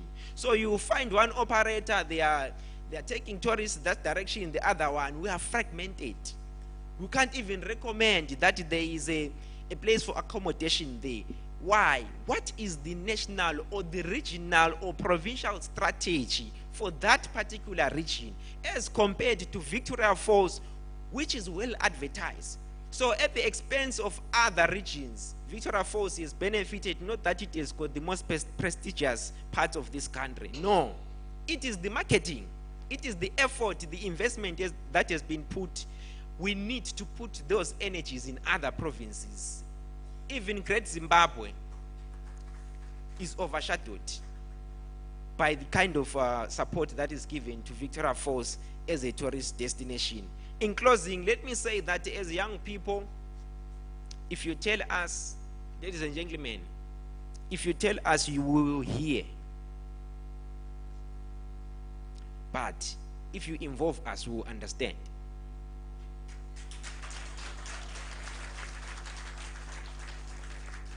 We are not an impossible group, but we are a willing group to learn.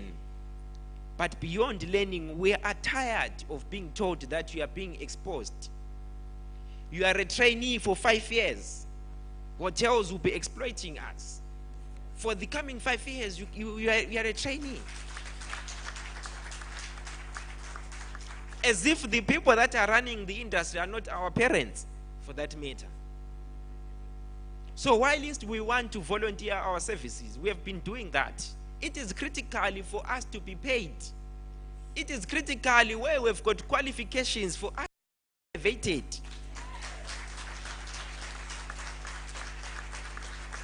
The culture of ageism should die. It should be based on meritocracy. If I am qualified, let me enjoy. And then I can spend money and go to a faster hotel. And where is the money going? It is going to the national fiscus. It's not that like I would want to go to Table Mountain. Because at home, if I'm not enticed, we are always thinking of going outside there. Ladies and gentlemen, young people in this room and outside this place are willing to go out there and support tourism. I keep on repeating, we are willing to engage. As we round up this conference, please look for us, because we are always looking for you. And half the chances, well, someone is rushing and they are not giving you enough attention. We are the face of this country. So if you don't identify us today, you are in trouble. Thank you very much.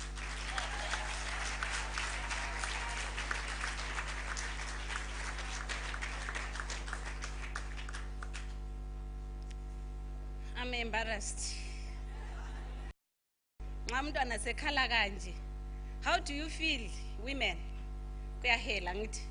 Yes, something. Amatumba yabalega. because umntwana is saying it plainly. So it's true. The youth, they're facing a big challenge. They don't own anything. They don't even run companies. They want to run, but they are rich. We have sent them to school. We have paid a lot of fees, but now we are not benefiting from our youth. So it lies with the government. It lies with us, because the government is us. Why don't you do something for these ones? We know that the youth, these are the spending group. They spend a lot, as he alludes that they can go places and spend. So we need to do something for the youth. The policymakers, can you open the ears for the youth, please? And we people who are in business, we have got the willing souls. They want to come and join us. They want to come and work with us. But sometimes find that they're expensive, you can't pay them because of their qualifications. But I think with this new era, something is going to happen. So that's the end of our session. But now we are going to combine for the question and answers for the previous session and this one. I think we have got some questions, we have got some answers, we have got some comments. This is the time that you can air your views. Right. Thank you very much, Mrs. Bulu. Maybe if I could ask the panelists and the facilitator to step down, because like she said, we are going to combine sessions. A lot of issues have been raised regarding the funding and some of the challenges that are there, and we thought we need to deal with the funding as we are still fresh. The youth were fired up. We heard that. I think this panel deserves a round of applause. Yes. My name is Give Mochidzizi, Chief Operating Officer, Zimbabwe Tourism Authority. I'm now taking over as Director of Ceremonies. I've been the number 2 to Mr. Runyowa, and it's now my pleasure to invite Mr. Runyowa to come forward for the next session that we are doing now, and he will introduce his session and his panelists, and as usual, he set the rules. The time is of essence because we are going to combine the plenary session, the one that was on standards and the women and youth, and this one that is to do with the funding. So it's over to you, Mr. Runyowa. If I could call up Mr. Siziba, who is from the Bulawayo City Council, to come forward, and Mr. Manimanzi from the Reserve Bank. Do we still have Mr. Manimanzi in the house? Or a representative of the Reserve Bank? Okay, he's coming through. So this session, like I said, is tourism investment and funding. Very strategic, very critical, and I'll hand over to Mr. Runyowa, start the session and get it rolling. Thank you very much, Mr. Chidzizi, and let me thank you all our participants for the attention that we have had and the good participation. I think so far so good, and because this is our last session, interactive session, before we have a plenary and the wrap-up sessions that are going to come, I'm going to just want to be a bit different. I will not be using the podium for this. We will not be using the podium for this session. We will be talking from here as my 2 colleagues are being assisted to use the technology. We want to demonstrate in this session that we are embracing the technology that has been prepared for us. And I want to make this session as much interactive as possible between myself and my co-presenters who are going to assist me in dealing with the issues that we have been assigned to do so. Welcome, Mr. Siziwa. He is from the city of Kings and Queens from Bulawayo. And we want to start with you to assist us in saying, if one was to think of making investments in the city of Bulawayo, where are the opportunities? Thank you very much. I would like maybe to say all protocol observed. so that we move on straight to the point. My presentation is investment opportunities in Bulawayo, as we see it in Bulawayo. Normally we start with our vision in Bulawayo. Maybe I would want to go, maybe, oh, it's fine, yeah. You can see it from there. Oh, yeah. We normally start with our vision in Bulawayo. That is the city which has got a vision. I think earlier on people were talking of vision here. The vision for the city of Bulawayo is Bulawayo, the city of kings, leader in local governance excellency with a vibrant economy by year 2024. And the tourism is included and embedded there. So that is the vision for the city of Bulawayo. Then we have the background. The background, the vital data, tourism opportunities of enabling environment. We look at maps, it's quite critical when we are talking of tourism to know where we are. Geographical and topographical information for Bulawayo. Area coverage is 660 square kilometers, that is Bulawayo. Height above sea level is 1353 meters. And the city sits on the high plains of the low veld of Zimbabwe and is close to the watershed between the Zambezi and the Limpopo drainage basins. It is dissected by a number of streams, rivers, which include Pegiwe, Machamhlope, Kwelameva, Umguza. I think that's the same river that is, which Nenzugai was talking, that we should have a waterfront. So it's critical that we understand these rivers. They are an asset to the city. The southern side is dominated by hills, especially towards the direction of the Matopo Hills. I heard someone just talking of Matopo Hills, that any presenter who is here has to mention Matopo Hills. So I'm no exception. Main water sources are Inyankuni Dam, Upper, Lower Nema Dams, Insiza Dam, Umziwane Dam, Mchabezi Dam, and Inyama Aquifer. So with the Bulawayo, our water from the tap is safer than the water that is in front of you there.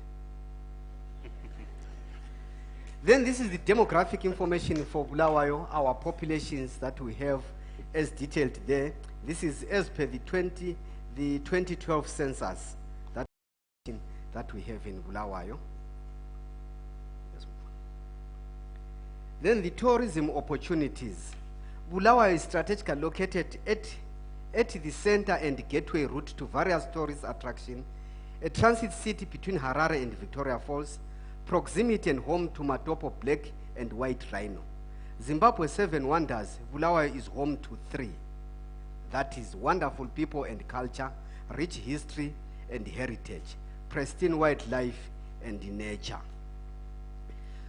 Bulawayo has 1710 rooms and 2,555 beds. By 2020, we will require an additional 500 beds. Hence, the need for new hotels and so forth, and the opportunities that I'm presenting now. We've got the size, the hotel and motel sites. We've got the Bulawayo Drive and Harare Road intersection. We've got a hotel site there. Then we also have a hotel site also by the Trade Fair, the Bulawayo Golf Club. I think that's the one that was being mentioned earlier on here. Then we've got also other areas like Umguza Nature Park. Those are the areas that are there, which is quite a very big thing that if people were to come together, we have actually advertised it in the press so that people can express interest and come and partner with council to develop Umguza Nature Park, as well as Mazwi Game Sanctuary. Then we've got areas around hillside dams. And hillside dams, there is the first dams that the city drank from. It is there in the hillside dams. It's quite a very important area. Let's move on. Then we've got the Kami Resort, which we have in the Bulawayo. Then we've got also other areas, that is Leopold Tagawira Avenue, the hotel site. We've got a hotel site when you are moving to the Gwanda Road. It is there waiting for you and is yawning there. Matopos Road, Plum Road, we also have a motel and a golf course area. Bulawayo Golf Center, which I have mentioned earlier on. Let's move on. Then the other tourism opportunities, the investment opportunities that are there is conferencing facilities. Maybe an example, like the town planners in Zimbabwe, they can no longer come and meet here in Bulawayo because there's no place to accommodate them. So what about other things that might be organized by the tourism authority? Where are we going to? Then as Bulawayo will lose out. So we need these conferencing facilities. But as a city, we're saying we've got the land. Can we get the investors to come? Then the Chabalala Sanctuary is about 1,100 hectares, which is just the Kezi Road, 5 kilometers from the city. This one is owned by the national parks, but we are saying as Bulawayo, it is in Bulawayo, and we're calling together with the national park to say, can we have investors to come in there and develop hotels there? Then we've got the Criterion Farm, which is 24 hectares, just towards the Criterion Waterworks. So that's another facility, or that is another land that is available for the investors to come. Then we're saying, as people come, the tourists come, like they were talking of a billionaire who had nowhere to go. We need shopping malls and restaurants. And we are saying, Bulawayo, we've got land for such. To say, can you can you come and partner with council or come and buy that land? We've got one Glenville along Old Force Road, which is a minimum of 2 acres. Then we've got other local commercial centers where we can turn them into some of the entertainment centers where people can go. Because we're not only talking about tourists from maybe from other countries, but we're also talking of local tourism that people might need to visit these areas. So we've got local commercial centers. Can people take these up and develop them? The city has got this type of land as detailed in the presentation. Then we also have tourist sites that are around Bulawayo, the Kami Ruins, Chipangali Wildlife and Orphanage, the Hanging Tree that is along Main Street, the Majestic City Hall and the clock there, the city unique architecture which we have here, the city centenary and the Central Park.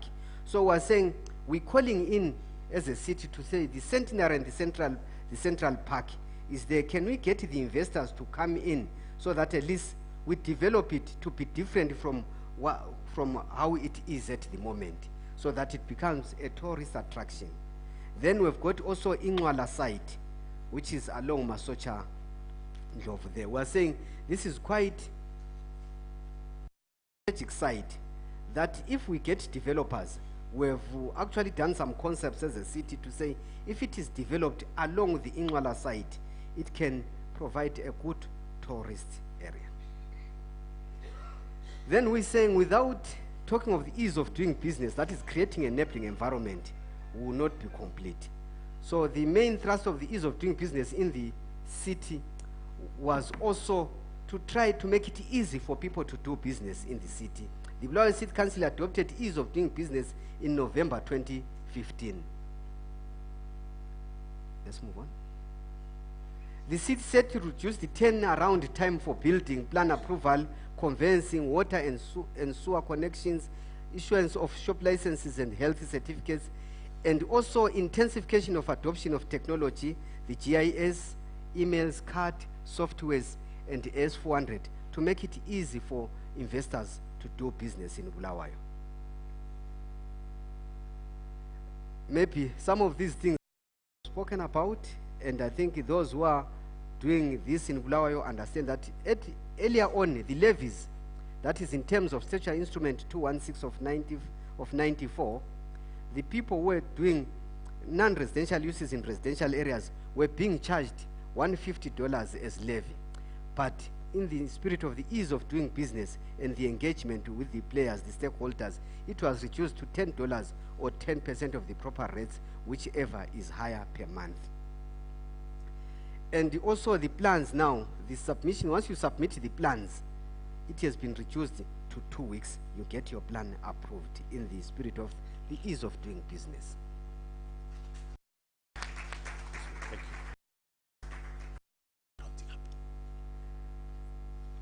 I thank you. Thank you, Mr. Siziba. Just one issue as a follow-up to the presentation that we have had. We have read in the papers that as part of the plan to attract more investors, you have promised certain incentives which would come under the special economic zones. As we are aware that government has designated the Bulawayo as a special economic zone. Could you just highlight some of these incentives that your city council has come up with? Thank you. We've come up with the incentives which we have also submitted as our contribution to the government, the incentives. So the incentives are being considered to then we'll get an announcement from the government how it has happened. Okay. Thank you very much. Let me move on now to you, Mr. Madimans, from the Reserve Bank, the central banks. And I think you have heard the previous panel that we talked about, the women, the youth. The major question that was coming up was, where is the funding? And you are here sitting at the citadel of the banking sector in Zimbabwe. Where is the funding? Sorry, I'm now facilitator. Thank you.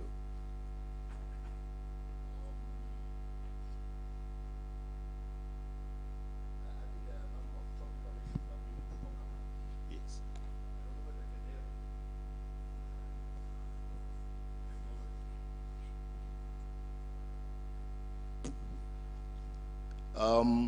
Where is the funding? I think that's a very important question. I think on most of the presentations that were done this morning and afternoon, funding came up, whether it was women, whether it was businesses that are already running, or whether it was the youth. Funding is a critical issue, as a key input in whatever we do.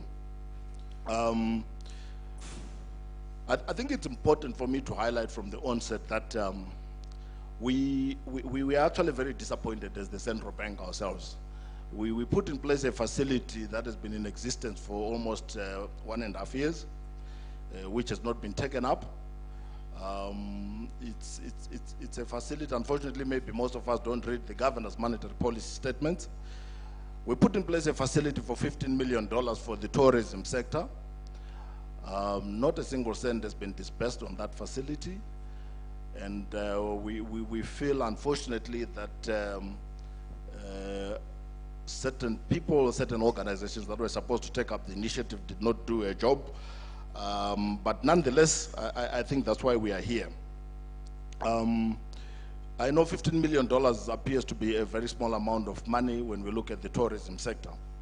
But what we are saying ourselves is it's not cast in stone. We want the facilities that we're putting in place to be demand-driven. Why demand-driven? We don't just want to put in place facilities for the sake of having facilities. And why are we intervening as the Reserve Bank? I think it's important for us to understand what is happening in the banking industry. One of the challenges that we have with banks has been that they don't want to lend. Or where they want to lend, they want your immovable property as collateral. And we know that is a serious disadvantage for those that do not have the requisite collateral. For the greenfield ventures, that is not what we would want. So we are coming in, but we are saying we don't want to lend the money directly to yourselves. We still want you to go through the banks because we don't have the capacity as the central bank to undertake credit assessments. So we still want the banks to do their job, do the credit assessments, and we'll make the funding available ourselves to the banks. Why is that important? We also want the tourism authority to do their part because they know you guys, we don't know you. You know, we only know you when we get your foreign exchange, that's when we become very interested. When the foreign exchange starts flowing in, but the people that know the membership are actually the Zimbabwe Tourism Authority. So we want to then join hands with the Zimbabwe Tourism Authority and the banks to actually disperse this facility.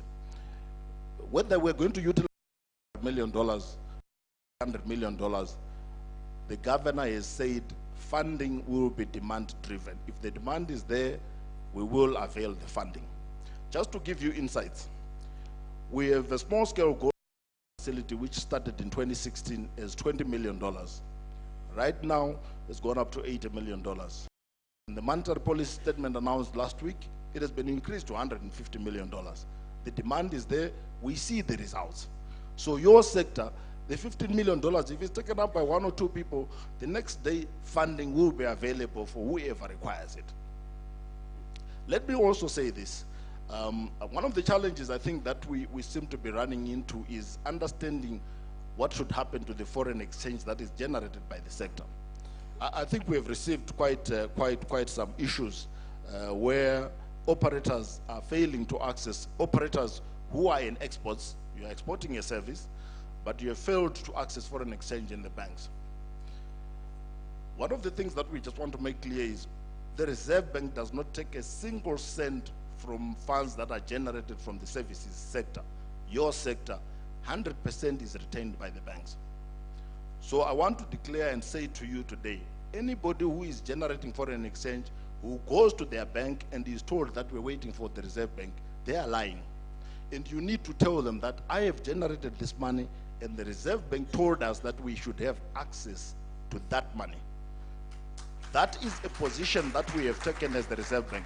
You are exporters. As far as we're concerned, we are exporters. When this facility that we're talking about was set up, initially it was at 10%.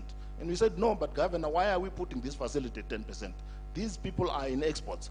Let's reduce it to the export finance facility rate, which is 7.5%. And the Governor has agreed. So the rate, all-in interest rate on the tourism facility is 7.5%.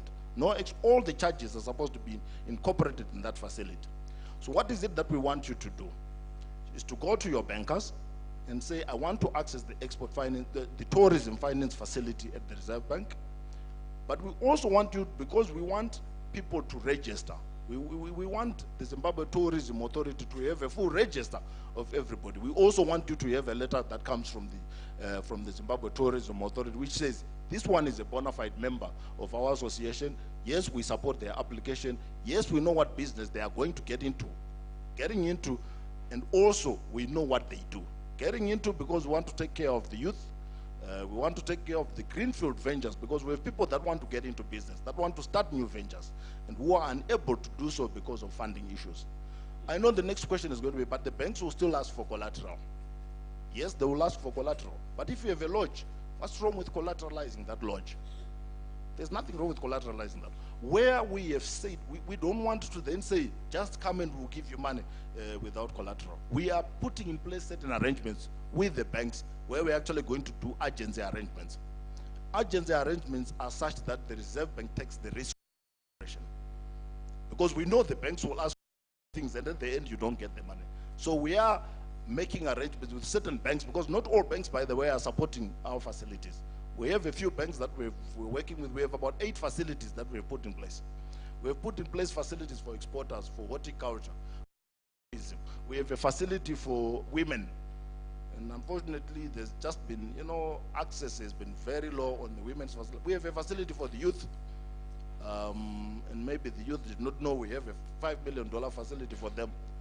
But I also want to say and emphasize this point. This is not free money. Because Reserve Bank is a government institution, don't think we're going to give you free money. I think we have a bad tendency in Zimbabwe where people think when money comes from government, it is for free. It's not for free. These are loans. We want you to come up with viable projects that are bankable. We will fund them and make sure that you increase the foreign exchange cake for this economy and repay the loans.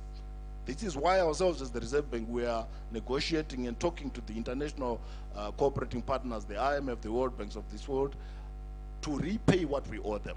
I think as a nation, we need to learn from what the country wants to do now. We have to pay back whatever loans we get. It's not free money that you're going to get from the Reserve Bank. And if you don't pay back, we will expect certain action to be taken. I won't say what action will be taken, but we will expect certain action to be taken. Maybe while you're still there, Mr. Madimanzi, we have heard clearly from the youth and from the women, if they were to work together as associations and say, as women in tourism, we have come up with our own project and we have put so much resources and we want to borrow as an association. Women in tourism, we want to borrow as an association. Youth in tourism. Is that possible under the facilities, or you are just merely looking at corporates and individuals? we would welcome that. You know why we would welcome that? Because there is discipline amongst the members. You start looking up on each other to say, you know what, we borrowed this money to support, we borrowed this money as a group. And at the end of the day, if one horse is not pulling with the rest, you know what happens. The whole chain falls apart.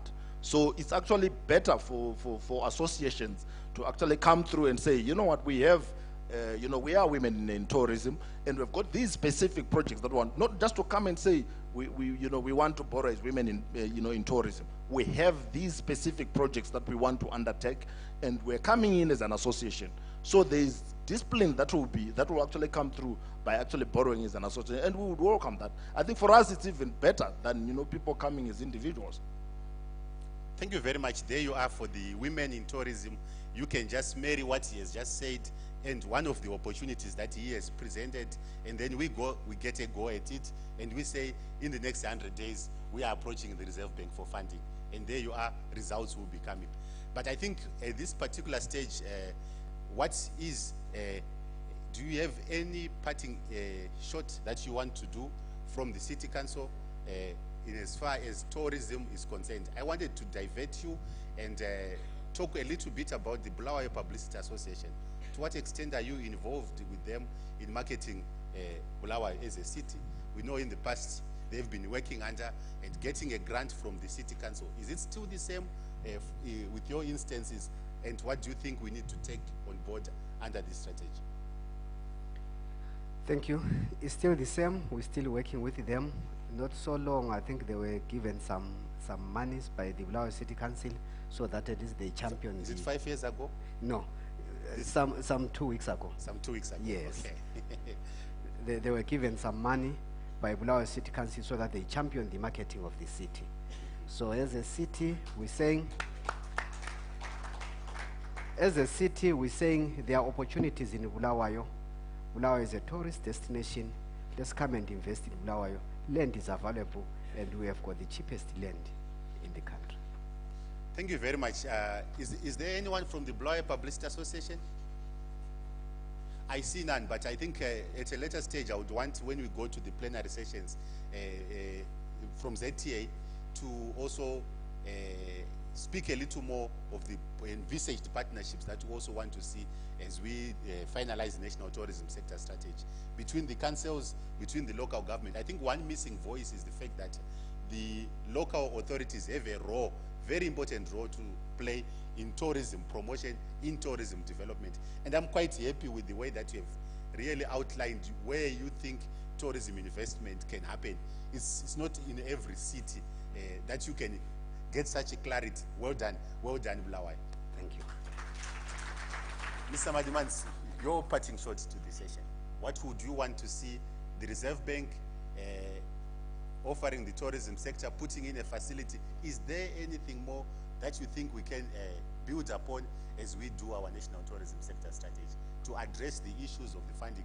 And one of the issues that colleagues have raised is to say, this facility that we are putting in place, how do we ensure that it is sustainable? In the past, we have talked about a revolving facility, one that is sustainable. I borrow, my son is going to borrow, their son is going to borrow, their daughter is going to borrow. Everyone that comes after generation. What plans are you putting in place to ensure that the support facility is not for today and it is sustainable? Maybe you want to address that, sir. I think for any facility to be revolving, I think we all understand what revolving means. Those that have got to pay so that we have funds always available. We don't want to continuously be putting in new capital. Those that will have borrowed need to be paying back so that the next generation or the next group of borrowers can actually access that funding. So I think it's very important that whatever we do, we ensure that we're setting aside funding. We're setting whether it's in a collection account at a bank, we're setting aside funds to ensure that we pay back. One thing that I didn't point out, obviously, which is very critical for the tourism sector, is initially we had put in our facilities for 12 months if it's working capital, and for 36 months if it's for capex. But I think because of the nature of tourism, and if you're going into a greenfield venture and you're building up a lodge or 3 years may actually be a short term.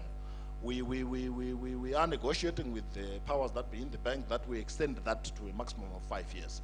So we are hoping that we will be able to get the 5 years, because it doesn't make sense for us to fund a project which will take 3 years in the construction phase. Before it starts generating money, we expect the person to be paying back.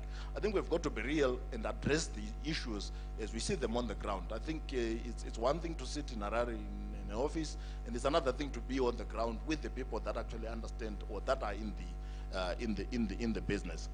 But let me also say this. I think we have a problem with banks in Zimbabwe. And unfortunately, these are things that don't come out as openly as is possible. We are not, as a country, in a foreign currency allocation system. Let me make this very clear. The Reserve Bank only gets 30% of the foreign currency that is generated by exporters, you included. In fact, for your sector, like I said, we don't even take a cent from the services sector. 70% of the foreign currency of this country remains with the banks. And this is where we have a problem now. That the 30% that we're taking, we plow it back to the banks. But the reason why we take it is because we realized when we allowed them to fund everything and they were retaining 100%, we started having problems with fuel. Nobody was willing to give, the fuel companies money. They only wanted to support certain sectors. I won't say which sectors they wanted to support. So the 30% that we're taking, we're giving it to fuel, we're paying for the electricity, we're paying for cooking oil, we are paying for the government payments, and the 70% remains with them. And then a tourism operator, this is what disappointed me. Last week I was in Victoria Falls, and the tourist operator came to me and said, I'm in the business of airport transfers and tour operating. I went to my bank and I told them I wanted to buy a new bus. And they told me, no, a bus is not a priority. This is where we realize there is a disconnect somewhere where the bankers do not understand the business that is done. Because for a tour operator or a car hire company, the vehicle is their first raw material. It's the basic input for their business.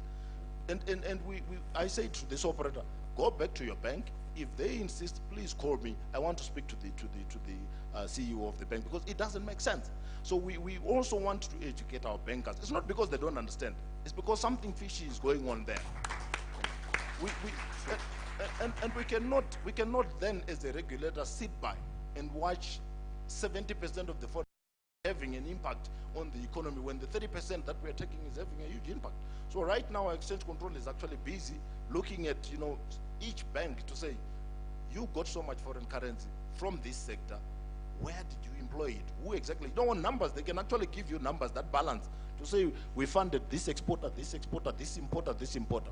But it's going to actually look at whether these people were actually funded, because they will tell you this and you think, okay, fine, the numbers are balancing. So we're actually going back to relook at who exactly did they fund, and also confirm with these customers that were they funded. Because at the end of the day, we may then have to go to a foreign currency allocation system. I'm not saying we're going there. The current system is okay, but we just want to make sure that it works. Thank you very much, Mr. Madimanzi. I think you are really addressing the practical issues on the ground. One last issue I would want you to address.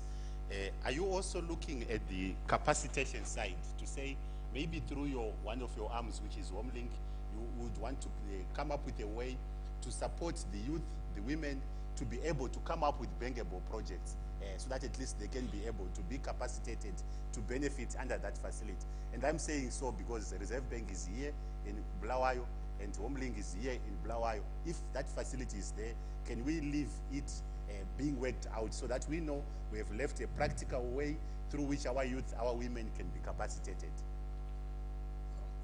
Thank you. One of the things that we lack in Zimbabwe is training and development, specifically project training. And one of the things that HomeLink is a wholly owned subsidiary of the Reserve Bank, is we have said to them, we want you to undertake training, basic project management and finance management, training. They've actually held one in they held one in Harare, I think one or two in Harare last year for women. Very successful. And some of the projects that the people actually come up with are not projects that require, you know, $1.5 million. You know, they are small projects that require 50 million, you know, $50,000 or even less. You know, the people who are doing, you know, small scale chicken rearing, all that. It's not big, and it's small things like that. What we have done is we have said HomeLink is actually one of the units through which we are actually undertaking agency disbursements.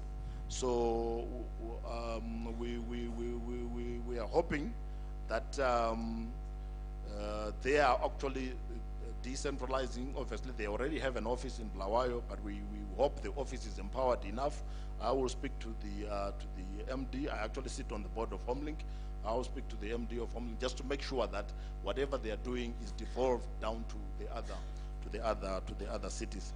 While I still have the mic, just allow me, because I know people here are not necessarily all in the tourism. Other people do other projects. Just to highlight the other facilities that we have put in place, if you allow me, moderator. Thank you. Export finance is linked directly to the tourism facility. We also have what we're calling a business linkages facility, where you could be a small-scale producer, a small-scale farmer who is producing tomatoes that are then going into, say, Zagrinda. If Zagrinda is operational, you know, we want to enhance production. That is our focus as the Reserve Bank. So we have a business linkages facility. We have a horticulture facility. We have a small-scale tobacco growers facility, which has been enhanced, I think, to 70 million. It was 28 million last year. It's been enhanced to 70 million this year. We have a cross-border facility. And I think one of the things with the cross-border facility, what actually happened was Killers, if we heard about this, read the monetary policy, ran with it. And you know what he then did? He was going about, if you're not a member of our association, you can't access this facility. For you to be a member, pay $300. You know what was happening? People were then joining in and saying, we want to join, we want to run with this facility. And I think that's what we need, the associations to take up these facilities and run with them.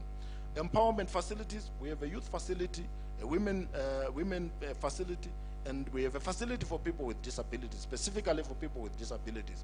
But one of the things, like I highlighted earlier, is not all banks are supportive of these facilities. And this is why we're now using HomeLink as part of the dispersing units, because we've seen that, you know, if banks are not supportive, we can't force them to actually support. We have a few banks that we're working with. I will not disclose which banks, being a regulator, which banks we're working with. But if you go to your bank and you have a problem, please get in touch with us and we can link you up with a bank that we think is more friendly in terms of these facilities. And that, just one last shot. We have a women's bank in Zimbabwe, which has recently been licensed. I think a pre-inspection, pre-opening inspection was actually done in January. I think it will be opening soon. But it's a bank. And we should know what banks do. So don't think that because you're a woman, you can just walk in and say, I want a facility because I'm a woman to have a viable project. You have to go there with a viable project. Because remember, the funds that sit in these banks don't belong to banks. They belong to all of us. They are depositors' funds. And for them to take a risk on them, you know, the projects have got to be viable. They need to know that they will get the money back. We also have a youth bank that is in the offing. I think they already have a micro banking license. It's still going through the rituals, but pretty soon I think it will be opening its doors. But it is a bank, so it has to operate as a bank. Thank you. Thank you very much. I was going to ask you where the men's bank is, but I know that wherever there is a women bank, the men are also covered, because in women, we have got the men interest covered in there. Thank you very much, ladies and gentlemen. Runyowa Douglas is my name, and I would want to hand over the session to Mr. Chidzidzi. If you have got any specific question to me, you can actually follow me on Twitter at @DougRunyowa, and then we can pick up on a bilateral session some of the issues that we're raising you. It was a pleasure facilitating this section. I want to thank you, my presenters. Thank you. Thank you very much, Mr. Runyo, and your panel. I think this was one of the panels, because we are talking money and talking business, right? We have been talking tourism all day, and we combined a couple of sessions. I hope all the presenters and participants of the previous sessions. So I would like to request Mr. Nezungai and Ms. Naidu to come forward. I don't have enough seats here. Maybe if one is tired, then maybe we can answer from there. I think Jabulu, you need to come to the front, the youth, because you are tucked away in the corner there. Yeah, you'll sit there. Fine, you are prominent enough, we'll see you. We want to do an interactive session for just a few minutes before we go into the final rituals for this, where we are going to have a presentation on tourism recovery and way forward from our secretary. So Makato is out right here. My Dr. Ntabeni Bebe is still with us in the house, and the two gentlemen in front here. So please, as usual, your name, question, and let's keep it as simple, as short as possible, because I think we are, diminishing returns now. Before we reach our end of thinking capacity, we need to be done. So can we have the roving microphone, and let's hear the questions. Maybe you want to get this one as well here, so I can use this one. It doesn't look like there are any questions. Do you want? Can we proceed? There's a hand up there at the back.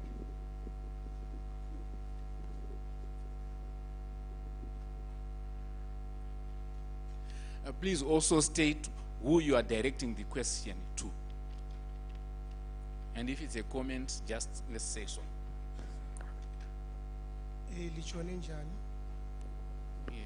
Sichwane Bulawayo. Ngizaqala bank. Okay. I-office yakho inzima ndoda ukungena. It's very difficult. Senza uya kubaba we city council. I applied a place somewhere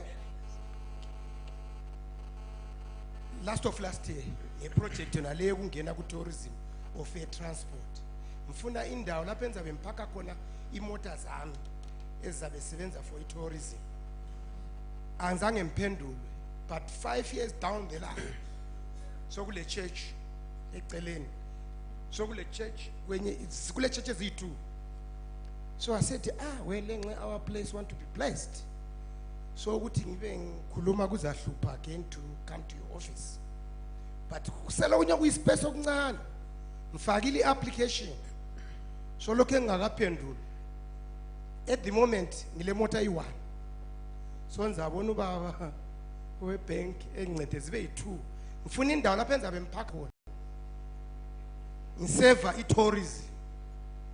Class 1, not you wonder fit, no? Ngizazama ukudinga imoto engani ngcono. Esibili. Lokho ngizama imali 3, but kade at last sengizuze A1. Kade singila A1, ngisayimaintain. Ilala phandle. Njalo ngile machinery engilayo. Ifakiwe nje iphayiliwe sengilesikhathi ngithenge. Ngizama ukuthi engxenye mhlawumbe ukansela nganginikeze nami kuyindawo. Lami ngicatshisa ikhanda ngoba bese ngifuna ukuthi ngiretire, but ngehlulekile because of laba abantu bezimoto. Ngifuna ukuthi at 55. Now I'm 59.